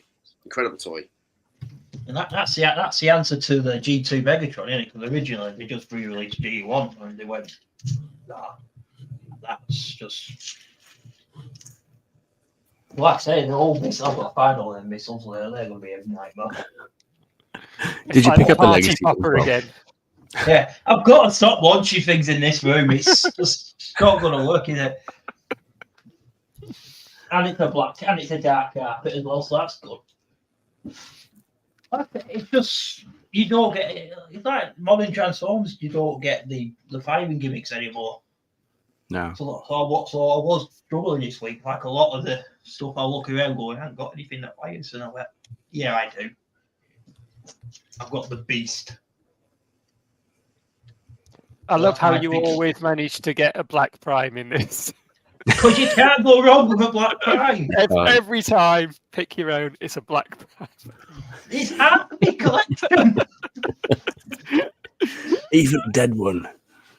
All right, I'll go next, Lee. Even pick your own. You can have any colour as long as it's black. I'll find a way. And then we'll save Rudy for the big finish. No pressure. Right, so I've chosen Energon Inferno. Oh yeah. Oh, because you can't go wrong with a red fire truck. You can't. Ah, it's lush. I picked this up when I was in Blackpool. Went up there for my brother's wedding, and we found a toy shop whilst we were up there and found this. And yeah, he's lovely. Just this blocky little fire truck with a missile launcher on the top, because why not? I think it's supposed to be interpreting him firing water, of course. And yeah, and a cool little robot to boot. So that's my choice, Energon Inferno. Rudy? So I kind of got like two answers for this, just in case, because I kind of wanted to push the boundaries of projectile. But I sadly no longer own this toy because it literally just disintegrated. And the other toy I never owned, but I loved seeing it in Woolworths. So it could be a case of I describe the toy and somebody Googles it and we share screen. But I wanted to choose the 1983 Kenner speeder bike because you push the button of the back of the speeder bike and it projectiles into whatever, all the pieces that it is. Because you can then recreate the Forest of Endor scene in your own backyard. Is that a projectile? Not really. It's just an explosion button. The one that I wanted to talk about, and I sadly never owned this toy, and I always really wanted, was the 1989 Teenage Mutant Hero or Ninja Turtles, the pizza thrower, which I don't know if Lee wants to Google it so people can see what I mean, because it's the most insane toy. It's basically just a giant projectile cannon on 4 wheels that shoots pizzas.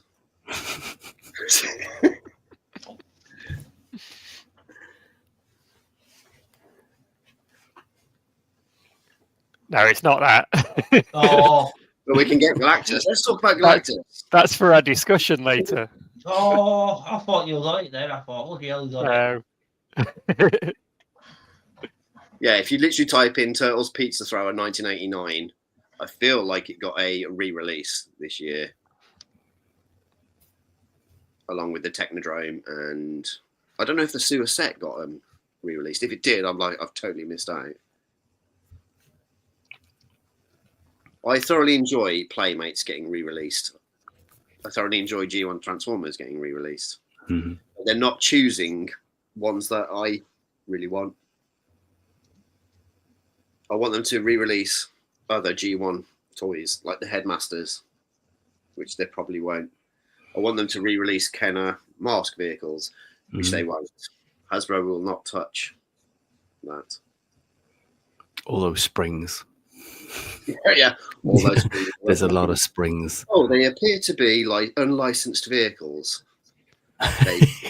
They cannot. I don't think they can release them. No. They can't. Whilst we're waiting for Lee to look that up, Yeah. does anybody have any honourable mentions? What you got to type in is Turtle Pizza Thrower. I've got an honourable mention because I had to.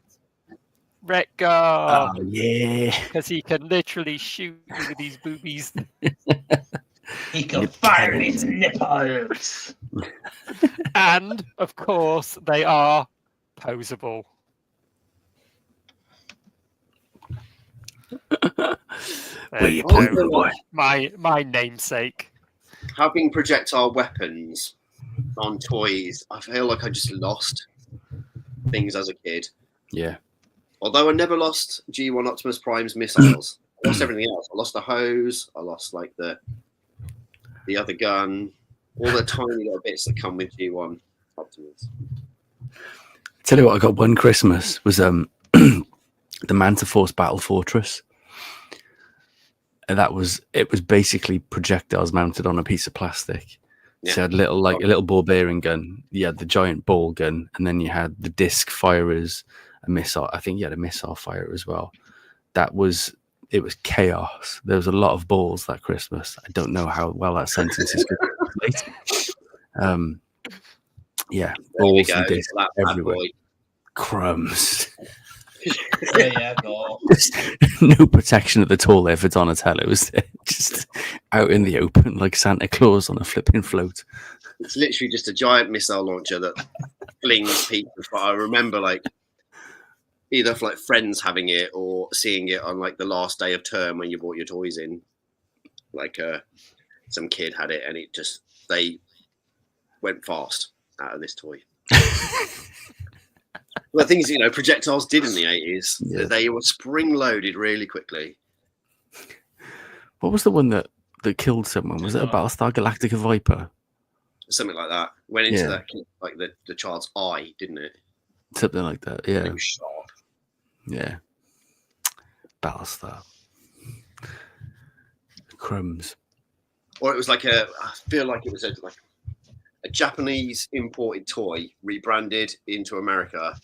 And the mechanism, they kept the mechanisms the same, and it literally hurt. Isn't that related to the Boba Fett not firing the missile in the end?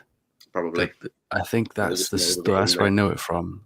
Boba Fett missile firing Boba Fett got cancelled, and then fixed missile Boba Fett came out. Someone might be able to verify that in the chat, but yeah, them projectiles. There was a lot of Boba Fett that sold for a ridiculous amount of money, isn't it? It was $1 million in the end, wasn't it? Yeah. Something like that. Was it? Yeah. Insane. Until someone just makes another one. Yeah. That's what they do now. There's bound to be one, isn't there now? Like retro engineers it and just like, here you go, I've made it.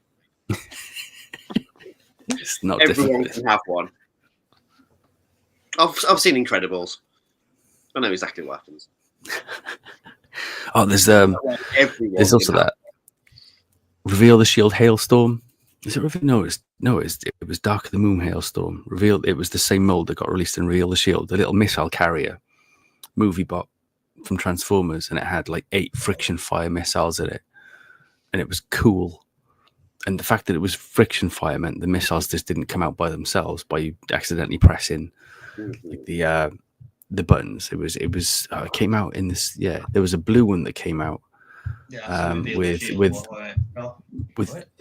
it came out with Trax and Jazz and Brawn in Reveal the Shield. I can't remember the. Do you know what I love? Reveal the Shield.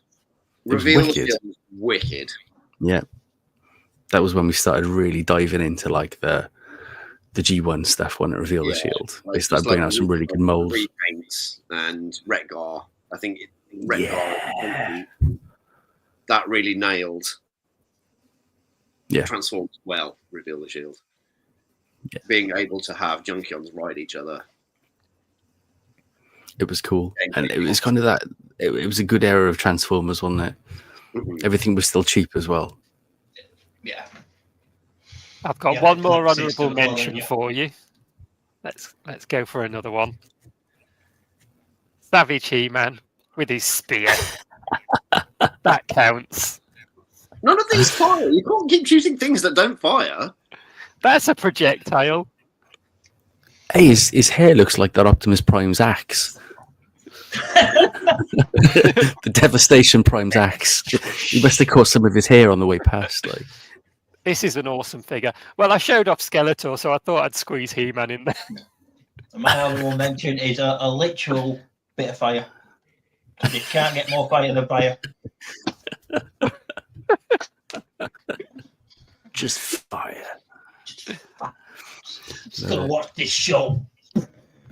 Okay. Has everybody picked their own now? I think we are. I think we have. Let's go on and have a bit of a discussion time. Yeah. Roll the tape, please. Let's find it. Where the hell? Let's put that kettle on. Oh, good. Fancy a cup of tea? Yes, please. Well, make me one while you're at it, will you?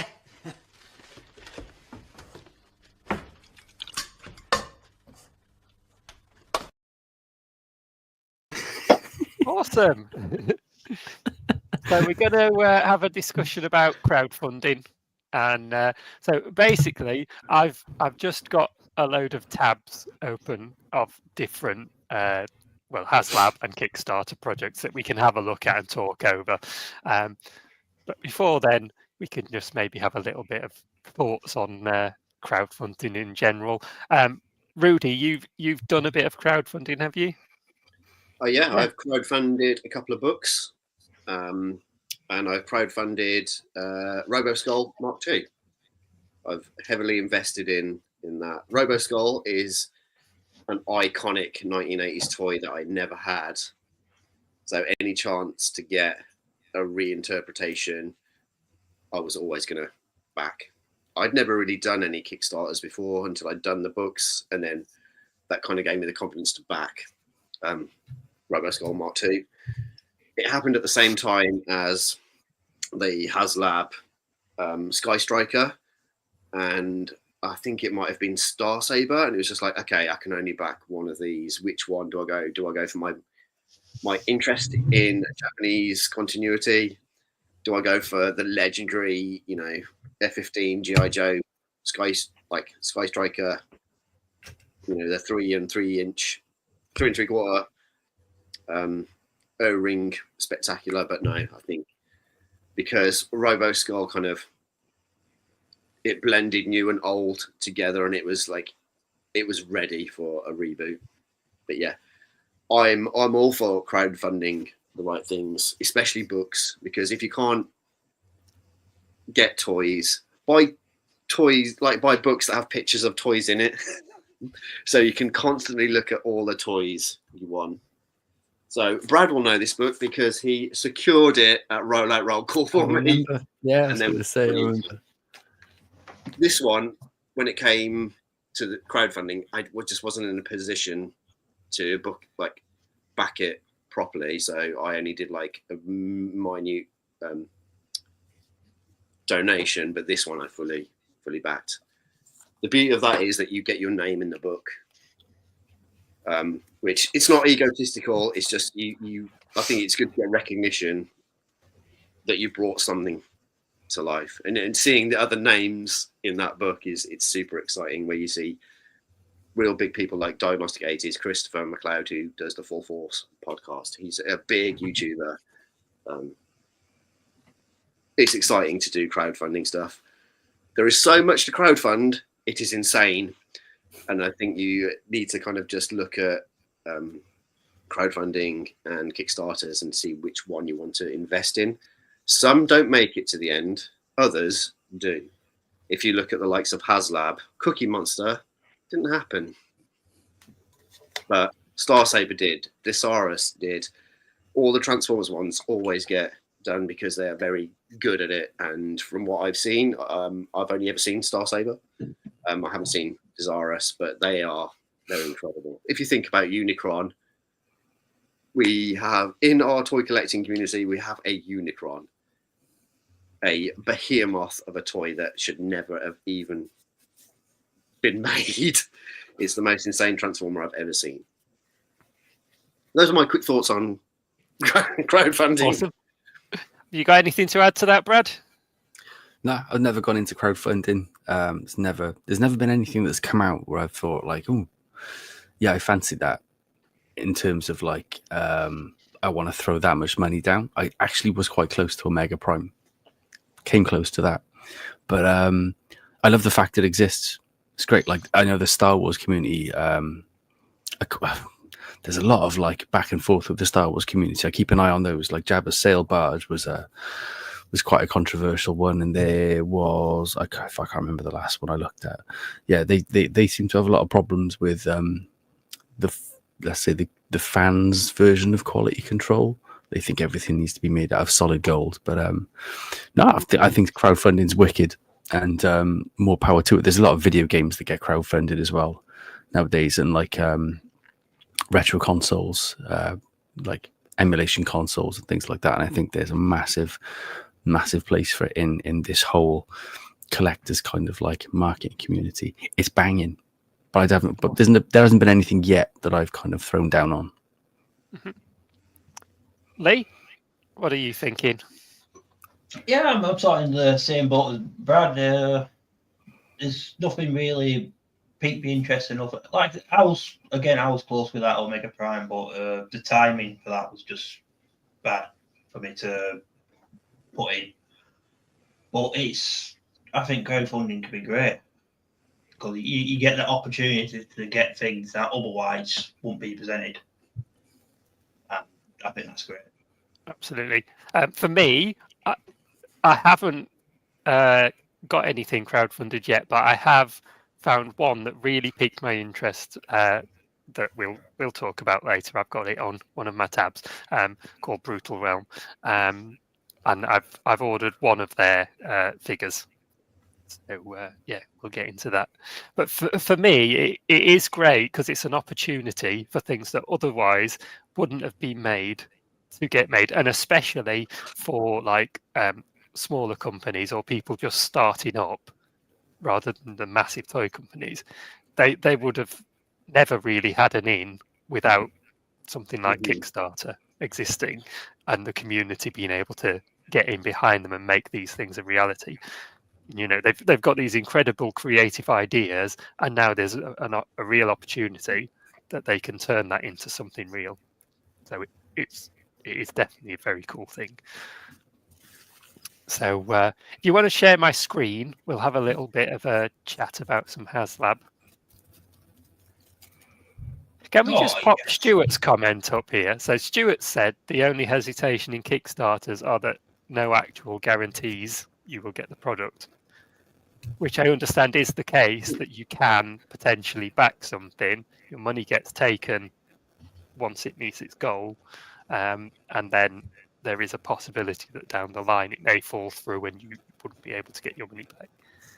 I think that's why you see them in those last couple of days. They really kind of gravitate because people kind of realise that it's actually going to get funded. Although you do, sometimes they get funded and nothing happens. But even after it's funded, there is a small risk. I don't think it happens that often from what I've heard, but yes, there is some degree of risk in it, which is why the thing that I've backed, as well as being on Kickstarter, they were actually able to make it available for pre-order on Big Bad Toy Store in the US. So I've ordered it through that route because they don't take the money until they've actually got it in hand.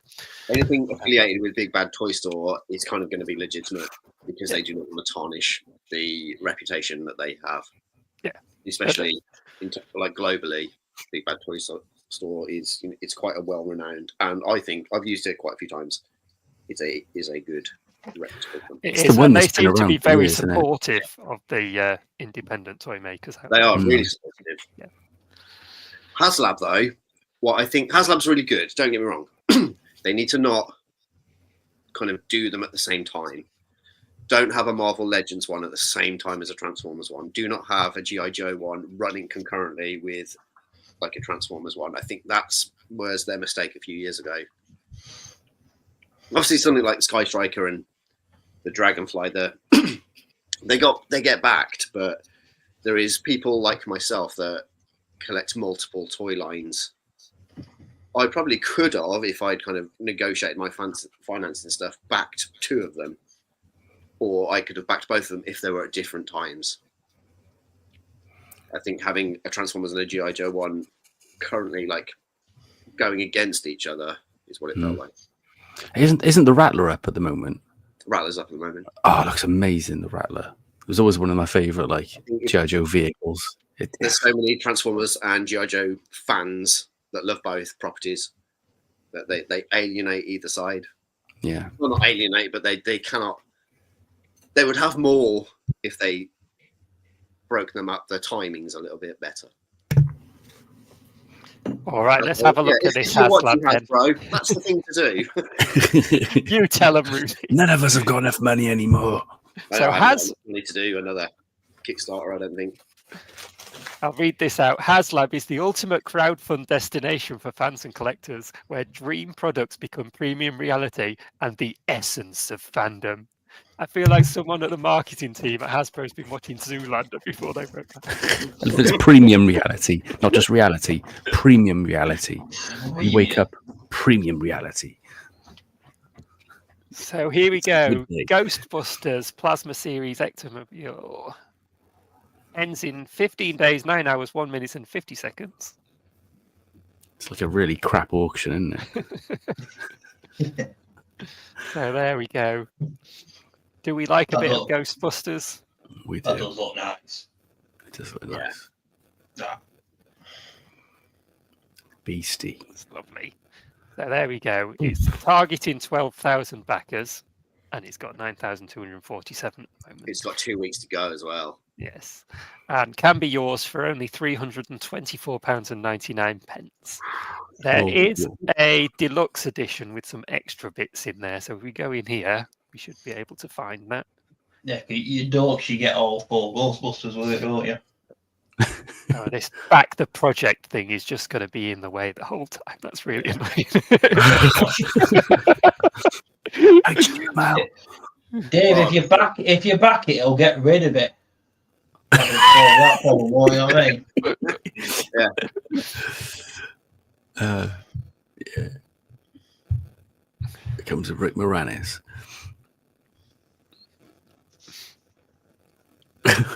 Let me try making this a bit bigger, though it means I won't be able to see you guys for a minute. I said that sentence once in very different circumstances. Is that more visible? I don't know. I can't see now. I've also said that one. That is quite nice. So good. So you can make it the Is it more- Ecto 1A, Mm, which is incredible. that is kind of lovely, isn't it? Yeah. It's got the bits so you can make it look like from the first movie or the second movie, doesn't it? Yeah. Well, which I didn't even know there was a difference until I saw this. Yeah, I didn't know there was a difference. Really? Nice. No, I had no idea there was a different one. It's quite substantial. I'm not the biggest fan of Ghostbusters 2 at all. I think the plot's quite weak. But Ecto 1A is wicked. It's just ridiculous. You know, well, the first Ecto one is ridiculous anyway, but the second one even more so. So there you go, and that's What's the price £400 for that deluxe set. It's not that big a price difference, is it? To be honest, that's pretty quite a lot of extras for what you're getting. You know, There is a limit of 5 per customer, I'm afraid, guys. that's 4 to scalp. 4 to scalp. I want 6 though. You would go dear. to 400 because you get all those extra figures, you get an extra Yeah. roof, you get another 4 packs.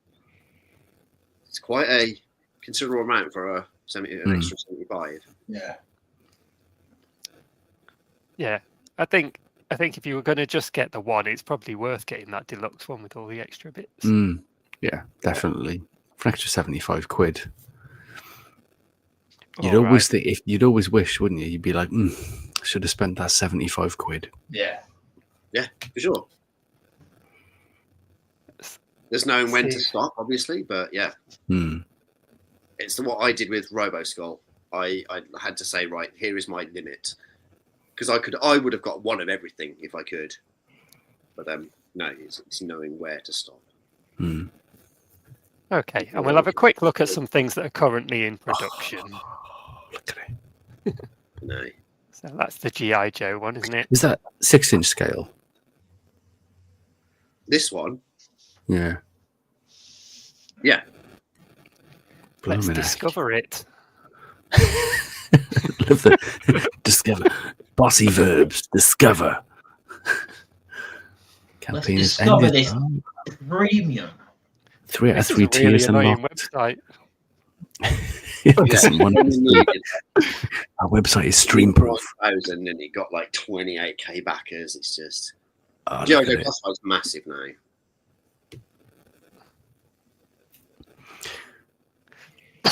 Cobra Rattler. There we go. Look at it. So you may still be able to get hold of one from these people who've ordered 5 at the aftermarket. Scalping. Yeah, it got well backed. Look at that. Yeah, did you say Classified's going well, Rudy? Is it still pretty big? Yeah. It's huge. It's huge now.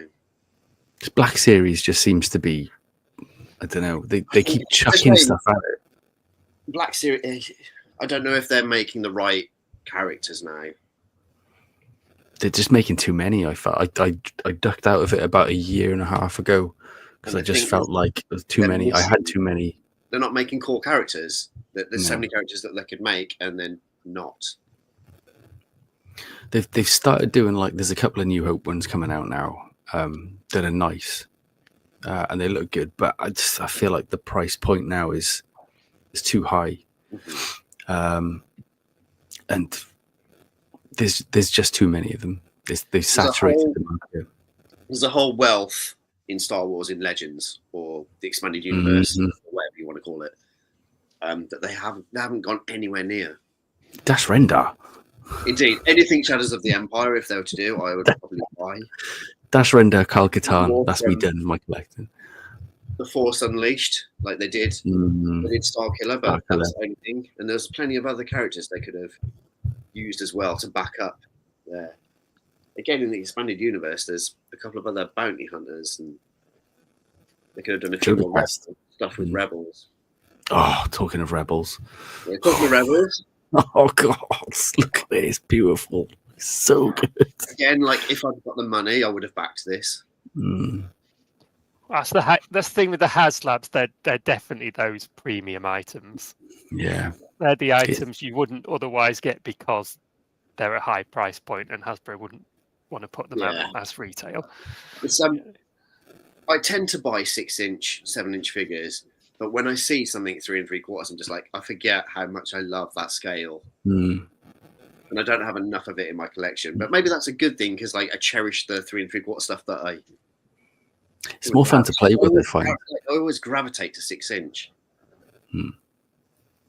Don't we all, Rudy? Don't we all? Sometimes that if your piece is below 4 inches.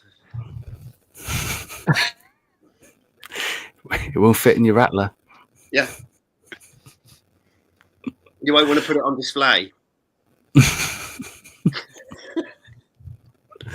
Oh, that Omega Prime is so beautiful. Yeah. Incredible. Lovely stuff. They're just lovely items, but it's like I feel like it's all stuff beyond my price point. I feel like I could spend 30 quid on a leader class figure, 50 quid on a leader class figure, or 90 quid on a commander figure, and still get the same enjoyment out of it. Robots in Disguise or / car robots. It's what got me back in to Transformers. It's such a good show. And it was a really clever show in terms of bringing stuff to market, in terms of toys, because you have G1 toys in there, you've got G2 toys in there, you've got Beast Wars toys in there. It's a really clever like marketing strategy as well as entertaining. Really cool characters. The thing with HasLab is I kind of begrudge giving a massive company like Hasbro hundreds of pounds of my money and then having to wait for a year. Is that what pre-ordering is? Essentially. Yeah, but it's not the same amounts of money, is it? And it's not usually as long. Pre-orders are usually a month or two. Yeah, I looked at it and I felt like I really want that, but I don't want it more than the £300 I have right now. How much was it? Was it 250, 220? So it was 221 or something like that. It was merely just the Optimus Prime I wanted. I weren't really bothered about the Omega Prime. But that is a nice looking Transformer. It's a lovely thing, but I feel like I got the same out of that Cybertron Starscream that came out last year. Yeah. That was an amazing figure. Yeah, that's the thing is, where's the value to you personally, isn't it? Yeah. Oh, I haven't got him yet. You can get a lot of value out of a figure that doesn't cost a lot. Potentially, you can get a lot of value out of something that costs more if it really means something to you. Yeah, for sure. It's that emotional connection. Yeah. You don't just get it because you think you should get it, or because the fandom says you should get it, or you want to, keeping up with the Joneses, even.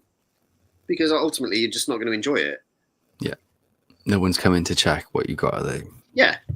No, Well, that's something Or horrible. Nobody Gav cares. likes to come around and check what I've got from time to time.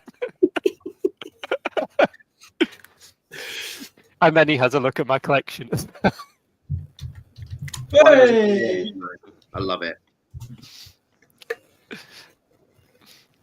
All right, let's have a little look at some Kickstarter-y type stuff then. So we'll start off with this Spawn, because this was backed by many, many, many people apparently, and was a big deal. So this is a new version of a medieval Spawn figure, but looks completely different, really. So you can see it's got $2 million pledges. Wow. Yeah. Of its $100,000 goal. Blimey heck. Yeah, so Kickstarter's not a small thing, really, is it? That is a successful. So this is from McFarlane Toys, who Yeah. make obviously all the DC multiverse and many other things. So an established company, really, but they've gone the crowdfunding route for this particular figure. Tom McFarlane's always been quite a strategic businessman as well as a wonderful artist and creator. He understood business and how to market and get his toys out, even from like the late 90s.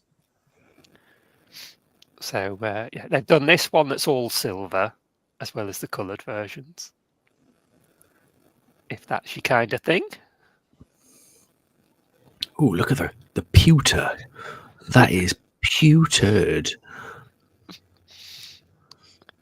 Nothing says luxury like a lovely pewter dragon with a crystal thing in it from a school trip. Yep. And instead of just giving you accessories, we're going to call them all free bonuses. Free bone. It's just like in a cereal pack in the 90s. Free. Oh, scimitar sword. Free bonus. Here are all the free bonus accessories that people who back this game. I like that they put like a little box for every single one as well. You have to scroll all the way down just so you get the full impact of them. Free bonus, free bonus, free bonus mace, free bonus large axe. It's free. It's free. You're not paying. What's insane is this was only live for 30 days and it raised $2 million. Blimey. Just shows you how big the market for toys is, really.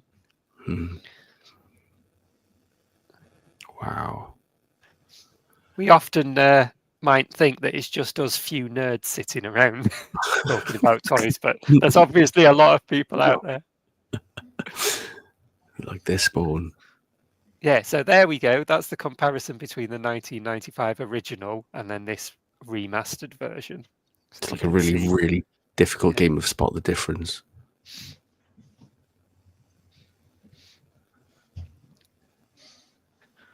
Yeah, but does it come in dragon scale? I believe it is more or less in scale with that dragon. Probably in scale with that dragon. Yeah. You can get a blue edition.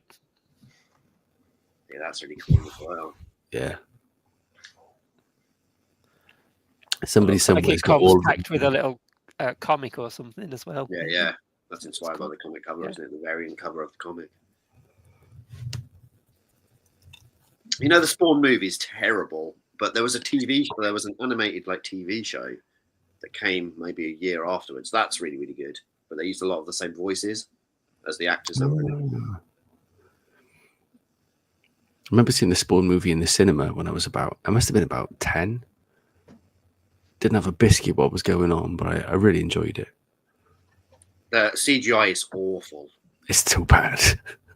But there's some really good parts in it, but other parts are just it's a hard watch. It's a hard rewatch. Weird, isn't it? You can get a little signed plaque with this one. That looks like what your headmaster would have on his desk. Yeah. I think they still have those in schools. I don't know. I don't think I've been to my children's headmaster's office. I want a plaque on my desk. You're a teacher, actually, aren't you? Yeah. Well, you should have Had backed lost this his and then I want changed your your desk name to plaque. Todd Yeah. McFarlane. I want There that you desk go. plaque.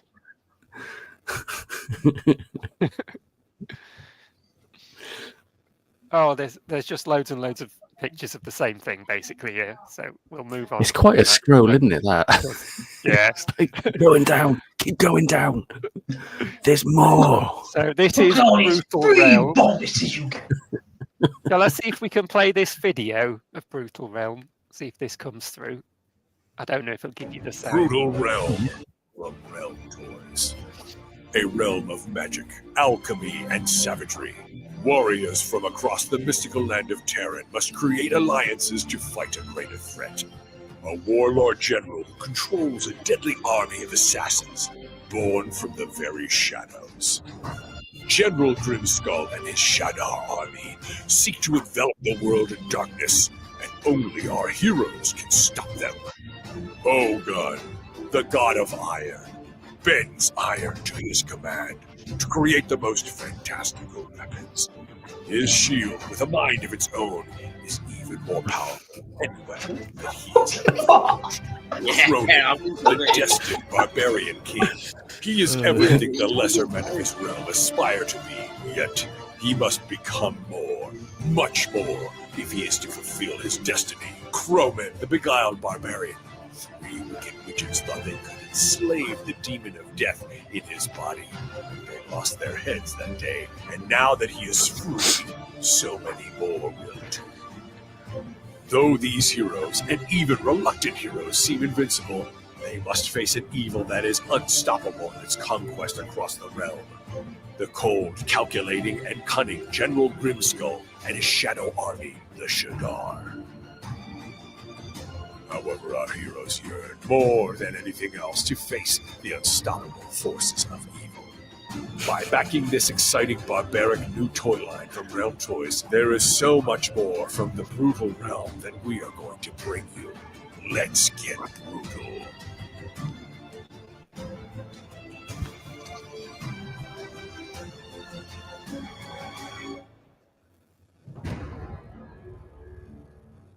That was a lot of belt buckles. That was a Quite lot of belt dramatic, buckles. wasn't it? Yeah. The voiceover There was was so many amazing. buckles. So this is the just one that know I've when you- actually ordered one of the figures from. You know where 'cause you I were love recording a that, yeah. But barbarian. can you turn up the dramatic up a bit more? Cool, yeah. Fucking go for it. Also, they've it's a success. It's a success. It's been backed, and they actually added extra figures at the end on top of the ones that they'd put because it really took off. At first, it was going a bit slow, and then it just really sped up. People like their belt buckles. Do you know what? If like fantasy, like barbarians, is your jam, you're not catered for really, unless you want Conan, expensive Conan figures, or you want to go down Masters of the Universe, which isn't for everybody. It's inevitable that a company like this is going to create something, and then they're going to create so much stuff that you can then mod it and create what you want it to be for yourself through all the different accessories. It's a really cool idea. I saw these. I thought they looked so cool and reasonably priced. Like they're going at $36. Yeah, that's pretty. So obviously, yeah. I'll be paying a bit more than that to import it with BBTS, but I think it comes out around £45 for the one I ordered with shipping and taxes and stuff. Shield with a mind of its own. Yeah, I love that. Yeah. They've really made the that's effort to try and brilliant. give them a backstory and everything as well, which is cool. Yeah, so we've got Cronan, the future barbarian king there. He's obviously the He-Man rip-off of the group. And to be honest, He-Man's a rip-off of something else, but that's fine. But it's just a muscly guy.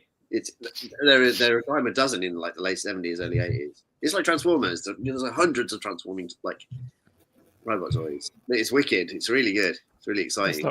This is the one that I've gone for. Crowman with his alternate skull head and his big crow tattoo across his chest. And a good belt buckle. And a massive black axe. I just thought he looked really cool out of all of them. I could have been tempted to go for more than one, but I just settled and said, I'm just going to stick to that one. So yeah. I'm always good for people's collections where you've got something slightly unique, or you've backed something, or you've just gone for something that is slightly different. Like that, he's gone for the warm footwear. That's a sensible option. Yeah. Yeah. You know, if your feet are the first thing to get cold. Furry pants and furry boots. That's what you need. Protecting all the vitals. And gauntlets that are very fetching. Nothing worse than cold feet. Nope. If you want to stay warm but still have a bare chest and legs, that's the way to go. He needs his, everyone has their chest out in this line, so he needs to have his chest out at all times. It's clearly like the uniform. And these are their sure Warriors 3, which are more like their generic base figures. With their mega boobs. They're trying to tense their way into the upper ranks. They do. They look really cool. And they've sort of added a thing into the shoulders where you can pull the shoulders out to the side so you can get more range on them to move them forward. That's pretty cool, when they're holding their swords and stuff. They mentioned that they did a interview. Can't remember who it was with. Maybe Kato. I think they did a stream with Kato at one point. Yeah. It's just like these companies, they think about the engineering because they're not getting it from other well-known brands who won't go. Yeah, I mean, these are two guys basically who've got together to work on this and gone, what's the figure we want to see made? Let's do it. Oh, you can see that. You can see the arm thing on the back of him. Then back up there, was that what you were talking about? The one up again. Yeah, whereas they're the back shoulders. Yeah, that looks cool. Who can do like a proper flex? Flex. And then we get into the ones that they sort of had as tiers for funding. So they did this Native American Chief Matto. He looks really cool. He does. I was a bit tempted to go in on him as well, but then I just decided I was going to stick at the one. And a great Khan with this feathered bow. Is it all men? They're originally their final tier, because all the men are basically on the same base mold. Yeah. Their final tier was their first woman, and then once they'd met that, they said we're going to make 3 other women as well to match the Warriors 3 that we've done with the men. So let's try and skim through a bit. So we've got the Owl King here, and he actually has an owl. Nice. It's very cool. Oh, 9 owls. I believe that represents the poses you can pull up with the owl. No, 9 owls. I wanted 9. Brad's ordered that, and if he doesn't receive 9 owls, he's going to see 9 bastard owls. And then, General Grimskull is the main bad guy. Yeah, that's totally not down for him. It's literally skeletal meatball Vader. It is. Which and then his minions, the Shadar army. So this figure comes with like a few different faces and stuff. So it's obviously a bit of the army middle building. face for some reason. The middle face, you say? The middle face. I don't know why. It's just And then I'm going to try and skim through. Here's their woman, Athena. Definitely would. Purchase. And then they've got a female blank body. There is a male one further up as well. So that's for people who want to like customize stuff. They can get these blank bodies to work with. Couldn't choose a pun then. And then the female Warriors 3, they haven't developed that far because it was sort of a late addition, but they've sort of done some concepts for some of the heads and stuff. And then they decided to start adding ridiculous stuff. Lion Lord. He's even got the glove. Oh, he's got 2 gloves. Or furry arms. Yeah. Oh, that's brilliant. We know where you're going there. Yeah. I'm all for it though. And then Yeah. they wanted to do some beasts as well. So these are all concept art at this stage, really. Yeah. So they're sort of looking into doing more of that kind of stuff. Yeah, and that's it. But I just thought that was a really cool Kickstarter, and that's the first one that I've gone, oh, I actually want to get one of these, you know. And then we'll move on to something a bit different. Monsters. I won't play the videos for all of these because time's getting along. But these, Shamumu. Sting Cobra and Shamumu. And these are basically simple articulation, old-fashioned style figures, you know, based on like the turtles and stuff that we grew up with, or inspired by that. The ore in Monsters is to represent the fact that you can take off their arms and heads and things and swap them around. Oh, so they're wicked. interchangeable. So a few of them. So let's see. Have any of them got owls? And again, the guy who's done this, although they're only kind of putting a couple of figures out to start with, he's just had on social media loads of concept art for about 100 different figures and stuff. They obviously just have all these thoughts of things that they'd like to do. Yeah, and I bet you they've got sketchbooks or whatever, digital files. So that gives you an idea of how it looks, kind of, with a bunch of older figures. Hey, Bucky O'Hare's in the back there. Pretty Bucky. Yeah. There's that Slash from Teenage Mutant Hero or Ninja Turtles. Yeah. So a whole bunch of different old vintage toys there. We've got like this kind of the Grover's up there. They have that Street Shark screen to it. In the back, there's just the Cookie Monster hanging out. Yeah. He's at the top right. There's Cookie Monster. Cookie Monster in the back. Ah, Cookie. Oh shit! He's not even looking at the camera. Like he's just someone's got a bag of crumbs or something like that left over, haven't they? He's clocked onto it. They're all just hiding a cookie. It's Cookie Monster.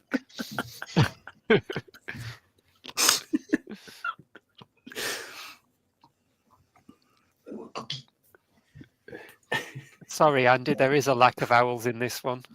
Lack of owls. Oh, there you go. You can see Turtles and Masters of the Universe. And a couple of street sharks. Or one street shark and some dinosaur. What's that dinosaur from? Don't know. Not sure.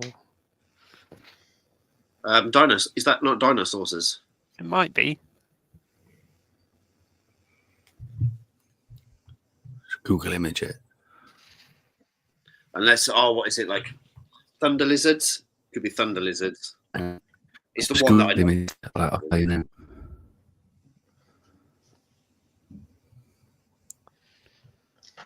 But yeah, they're just like fun-looking beasts.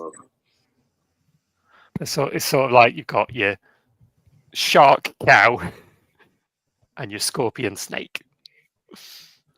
Gareth says that Extreme Dinosaurs, the Street Shark spin-off. Thank you.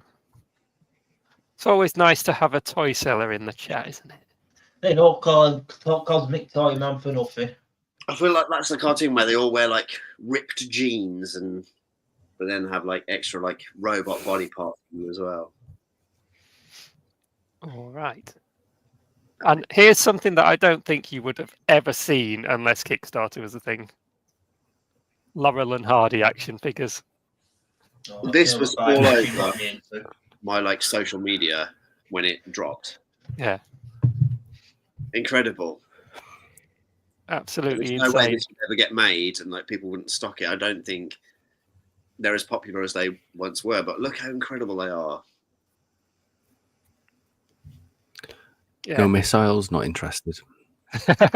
What's good with these, if instead of making the hats a hat that you put on top of the head, they've done alternate heads with the hat on. So Yeah, they just look right. Yeah. I think the question is what we're all itching to ask is, do they come with owls? All about barn them owls or nothing. Nah. None of this tawny bullshit. No. Barn Andy, owl. So yeah. So this is ended. It has got backed. Yeah, this got back really quickly. And I They're pretty think you great, can aren't get this 2-pack on Big Bad Toy Store now for pre-order. What was the price of Just it? the coloured ones. Hold on. I don't know if I've gone past that bit yet. Oh. I'm going to have to keep scrolling until I Yeah, find keep going. it. It'll show They're up. very long pages on Kickstarter. You get everything. If you see a price, let me know. 189, maybe. Is that it? You go back up. Oh, that's a bundle. It's a bundle, isn't it? So that gets you a box with the 2 of them in black and white, and then 2 individual ones in colour, Ah, and then I thought they were like A lapel pin. $75.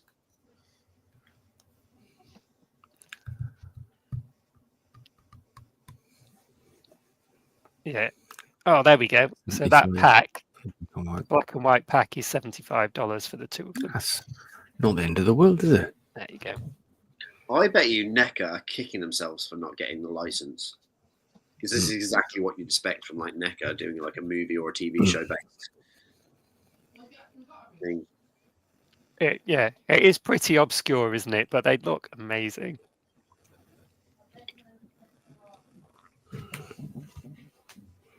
It'd definitely be a conversation starter, wouldn't they? Mm-hmm. I think the black and white ones are the nicer ones. I yeah, really, a lot.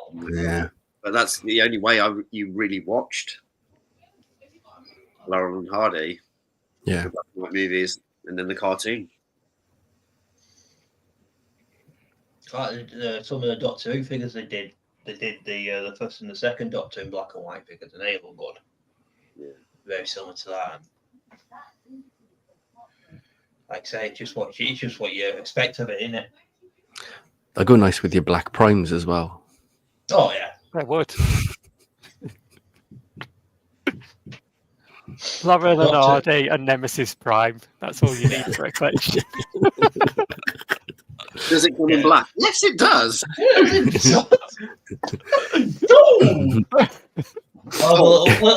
Have a little speech pause when we go in. Oh, that's over 5S you got me into, Stanley.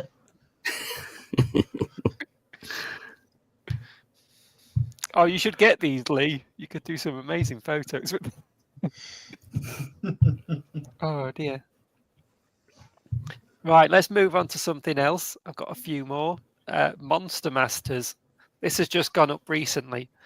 So these are in the style of WWF Hasbro retro figures, but monsters.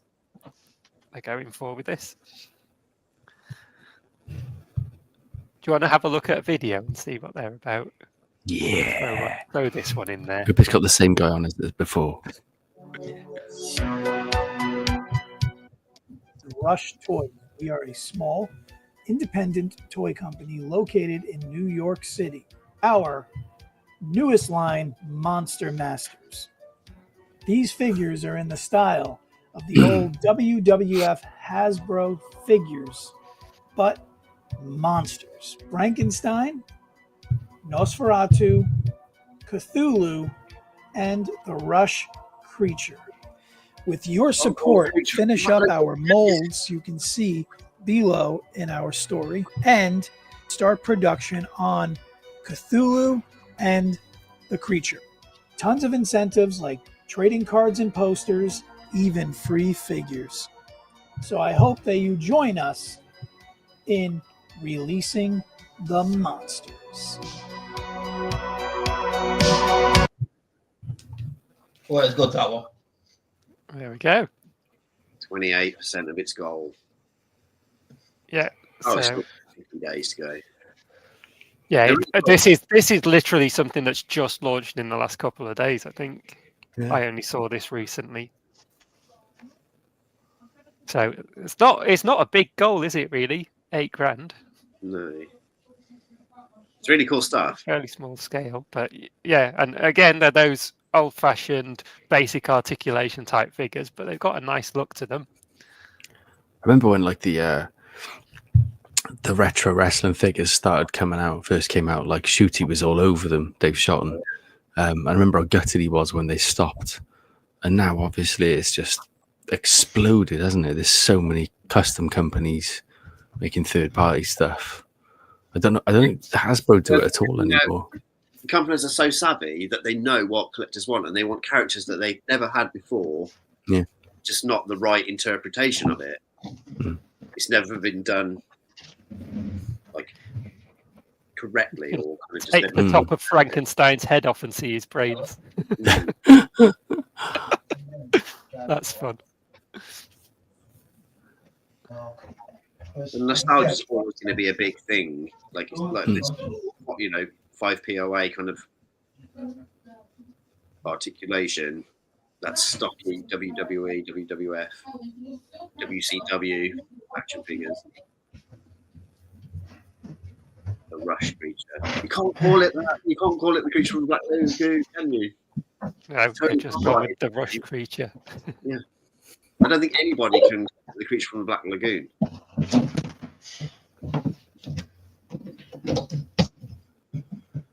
Oh, he's showing us the molds here. Yeah, the tooling and everything there. Insight. Is it like it's all about that interest in investing in big stuff? Yeah. So I think he's got the figures up at $30 each, but he's saying if they reach certain additional goals, like a stretch goal of 20,000, they just throw in a whole other figure. That's cool. Which is pretty nuts. You don't really see that.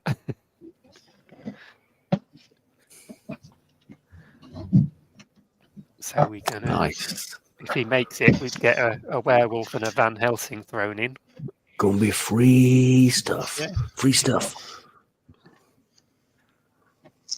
That's cool. Yeah, they are fun, aren't they? Yeah. $30 is not a lot of money, really. So that's those. Then you might be interested in this one, Rudy. This is an army ant, which apparently was a design for the originally designed for the Teenage Mutant Ninja Turtles toy line back in the day, and never saw the light of day. Yeah, it's in the Rad Plastic book, like the concept sketches for it. Which again, that was a Kickstarter book that is an awesome book to have. But yeah, again, this is what like Teenage Mutant Ninja fans will want, because it's never going to get made. Somebody can go in and tool it and bring it out. this is for ages 14 and up. None of you kids. Toys are for grown-ups. Get out. Oh, it's got a seat on the back as well. It's mountable. The military marching menace. What's the little orange thing? Is it a walkie-talkie? Looks like it, yeah. Yeah. There's communication as well. Yeah. Pick your favourite figures. 6 articulating arms and legs, killer combat knife, antagonizing assault rifle. And there's a mutant multiverse, so there's other figures associated with this as well. So let's go. Oh, there you go. There's concept art with Mr. Pixel Dan himself. There we go. Stop. Yeah, that's that picture. Okay. Yeah, so it's amazing. All these years later, they're making this into a reality. It's just really cool. I don't know about the armrests on the chair, though. They look a bit like you couldn't get a good, because they're tracks, you couldn't get a good, like, rest on them. I'd want a more comfortable chair if I was going to ride an ant. Yeah, I'd want a more comfortable chair, to be honest. Really? They haven't thought that one Or through. cushioning. Yeah, or just static armrest. Cushioning is always a good thing, though, isn't it? Like gel cushioning, especially. If you're going to ride an ant, you should invest in a good chair. Because ants, I can't imagine, are very empathetic towards their riders. That one definitely isn't. Look at that camo edition. Yeah. That's You just wicked. know There we it can go. fit into your collection. Yeah, absolutely. You can. These would all fit in with the Ninja Turtles collection, Oh, massive. especially. Yeah. And then they've got these other characters that they're working on as well. Mm. Inferno, hella hot-headed hippo. He's also a drummer. Playing drums with forks. I'm gonna kill you while percussing.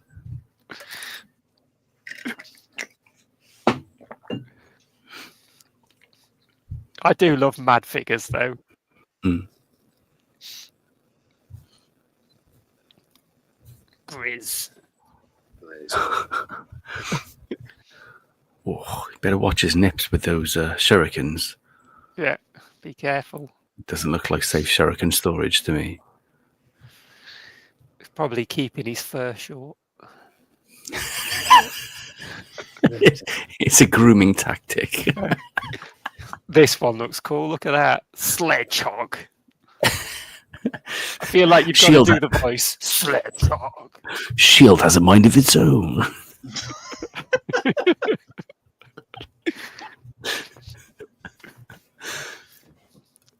That guy should do the voiceovers for all Kickstarters from now on.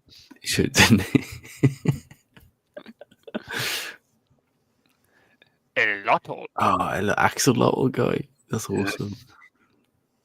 He likes dynamite, clearly.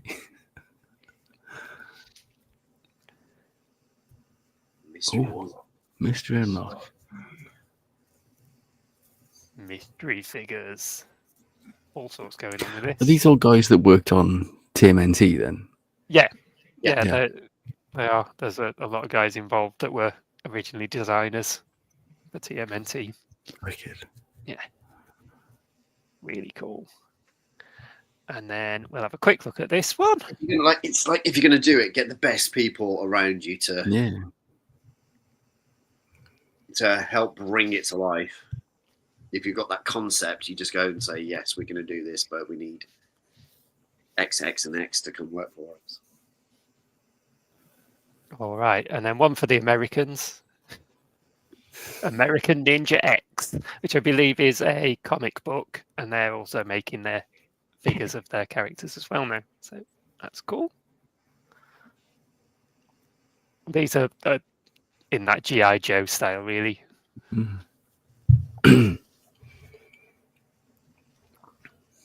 We are American Ninja. We are patriotism. Ninja with USA branding. Yeah. If Captain America was the way of the samurai.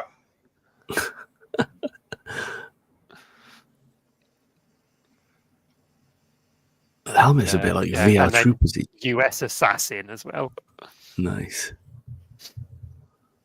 The real American Ninja. American. America. My star's so big. I got a star so big it doesn't even fit on my front. It goes round the side. That's amazing, though. Are these like these are 6-inch, same scale as G.I. Joe? Yeah. I'm assuming. Yeah. I feel like somebody posted a picture, didn't they? Maybe yesterday or the day before, and they've got like Snake Eyes one side, and they've got Storm Shadow the other, in the middle to see how it like. Yeah. It's super cool. I have zero interest in American Ninjas. I've got Snake Eyes. I'm all good. Yeah. But again, it's probably going to fly out in America. Yeah, for the US audience. Yeah, for the US audience, they've like nailed it. And then we'll look at one last one. Animal Warriors of the Kingdom, Primal Series 2. AWOC.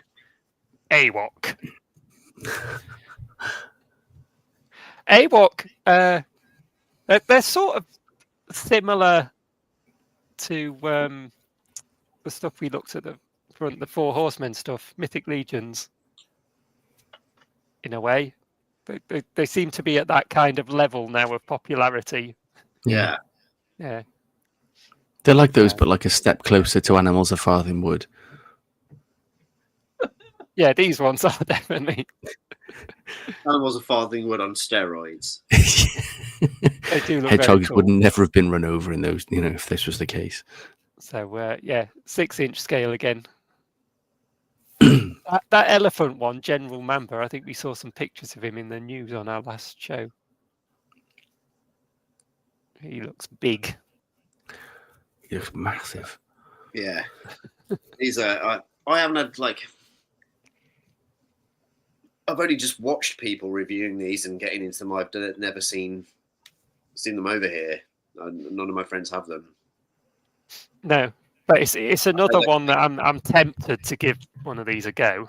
I know that like Larkin and Kato and Inutabi, they're all into it. Yeah. But it's not just one of the figures. They've got other stuff with it, comics, and it's all really interactive. Kato's got really into this sort of stuff now, hasn't he? He does him and Inutabi do a stream regularly about indie toys.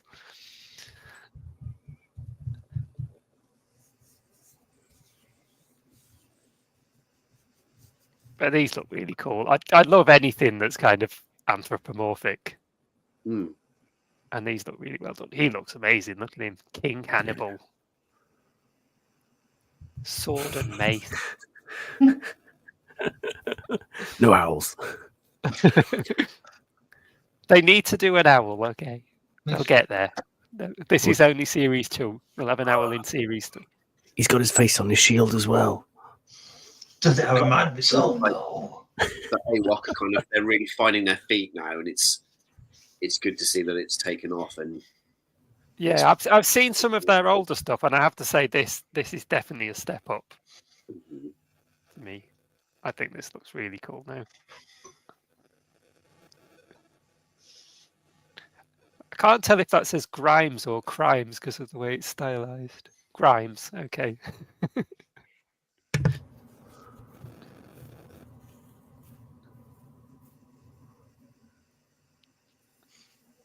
Many figures. Oh, and they're doing ladies as well. In big news, the first female figures in the world of Awok. She looks cool. Lady Jadu. Nice hair. Do.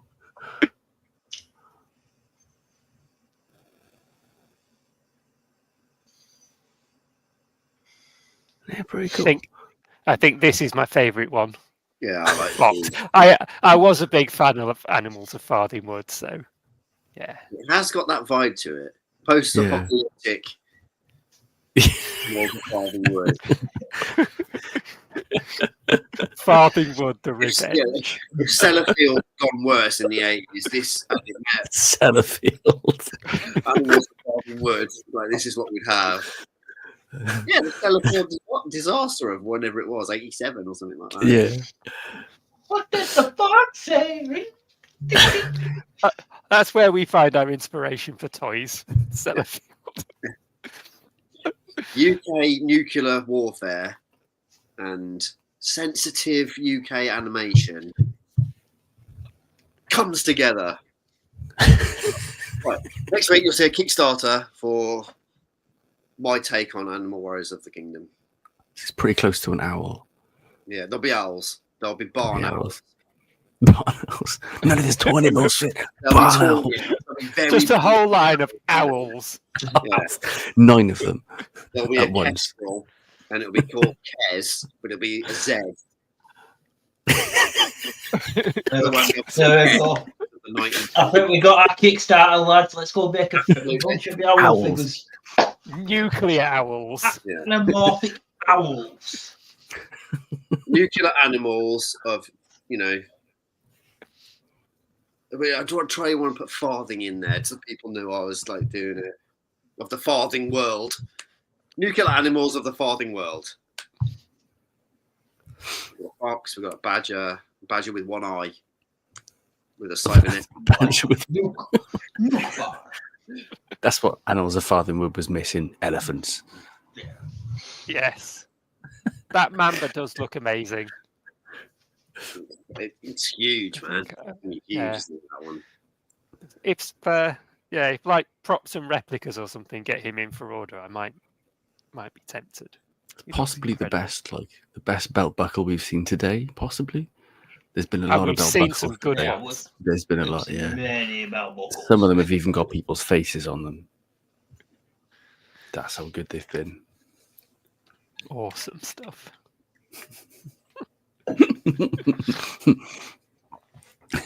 No shield though. Oh, shit. No It possession. doesn't need when his belt buckle is a shield. Does that have a mind of its own, though? That's the question. Belt buckle. No. Everything needs a mind of its own. Let's just do it.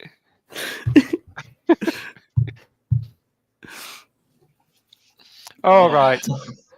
That's all I've got to share. So we can take that off the screen now. Let's compare belt buckles. Show me your belt.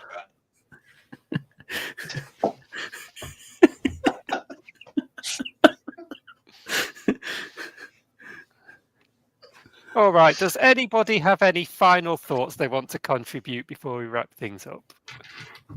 Yeah, Andy wants to know where's his owl?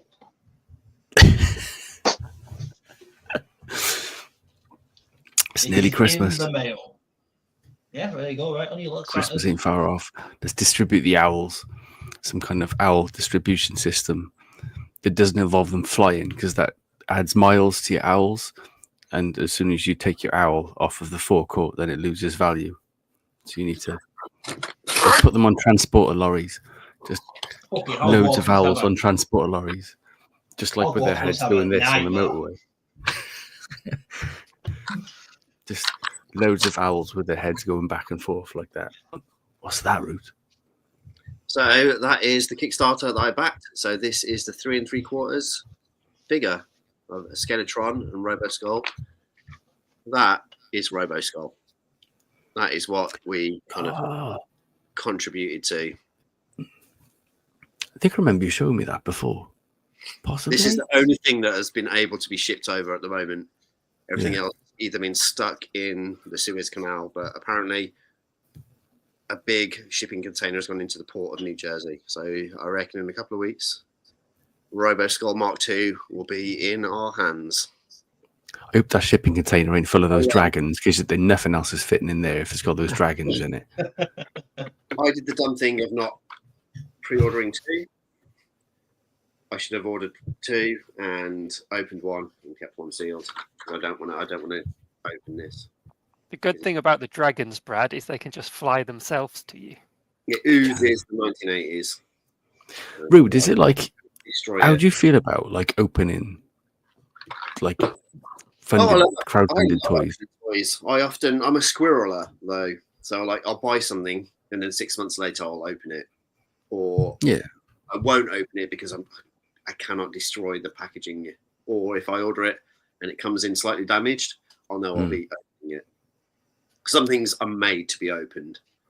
Is there anything you regret opening? Very, very clever, like Boss Fight, and they do removable packaging. Yeah. So their Bucky O'Hare range is all removable, so you can put the plastic back on.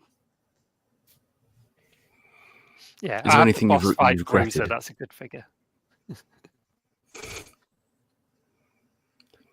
Have you regretted opening anything? Do you wish you'd left anything in the pack? No, I've never regretted anything I've opened. That's good.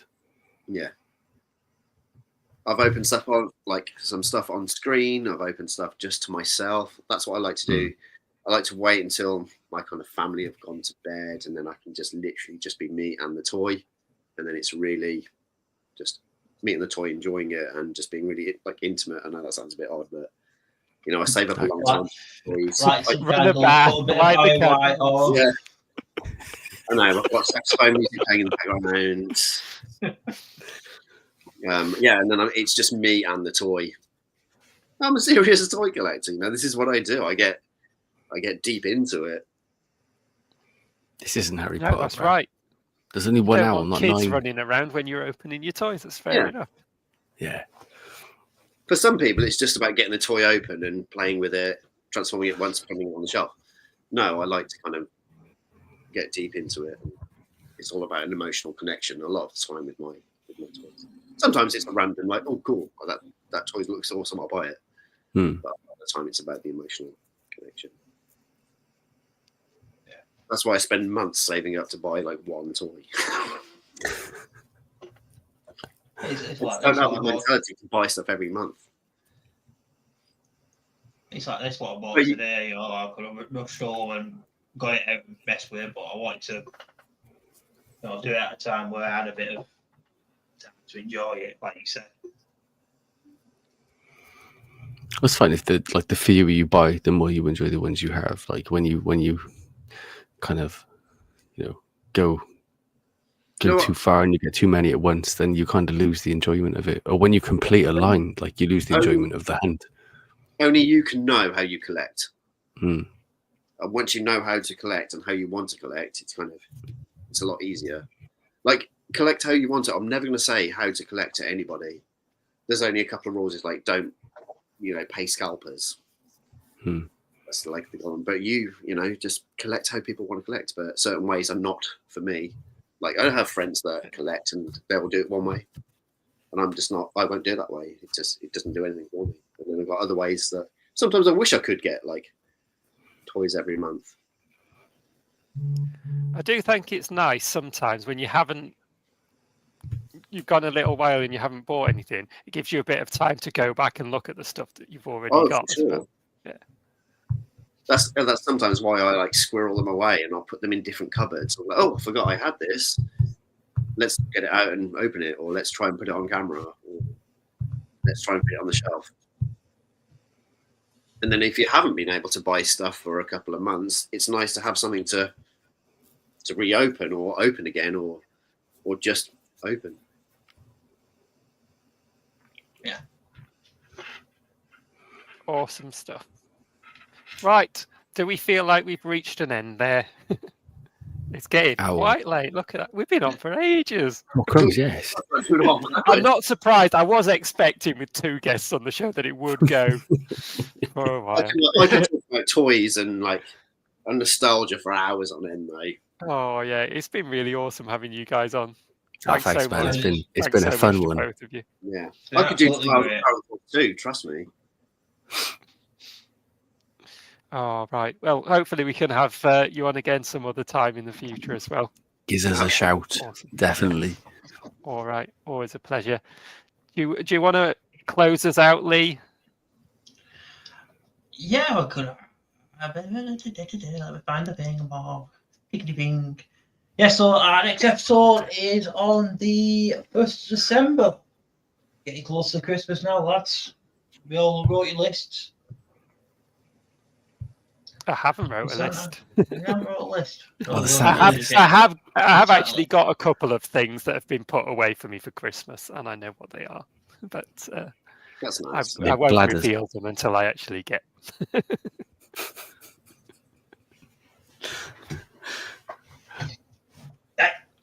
So yeah, please be sure to check out Rudy's channel. Please do if you want to see videos from like 7 months ago. But they are good videos. So. They are good videos. And also be sure to check out our brother's channel. Same as Rudy said, but 18 months ago. Yeah. I'd like to believe you're both working on your next video and they're going to be that good that it's worth the wait. They're going to be great. They're going to be so good. There'll be an insight on everything. That's why I come on different like other podcasts and show toys. So I'll just go on 4 or 5 more and just show the exact G2 Megatron over and over again for about a month. I got that bored of editing. I just like podcasts now. Yeah. I I have to say, I love doing this. I enjoy this more than making actual videos. Yeah, it's fun. Podcast is fun. I've seemed to fill in It's just just- a little bit more for her. As So, soon as and- Skeleton 2 hits the UK, I'll do a video. I'll do an unboxing video of it. I won't open it. I will literally turn the camera on and I will get it out without first doing it. We'll hold you to There that, you go. Rudy. There you go, folks. You've heard it there first. I've only been waiting for 3 years for this thing, so Yeah. I will do a video on it. It'll be worth the wait. Awesome. Right, so I hope you all enjoyed your show, and I hope to see you all next time. So, sorry me, Dave. To you, Lee. Sorry me, Brad. So you, Rudy. Spreading that. We need to Spread. rethink this. Just end. Just end it. What, ready for that? Good night, lads. Good night, everyone.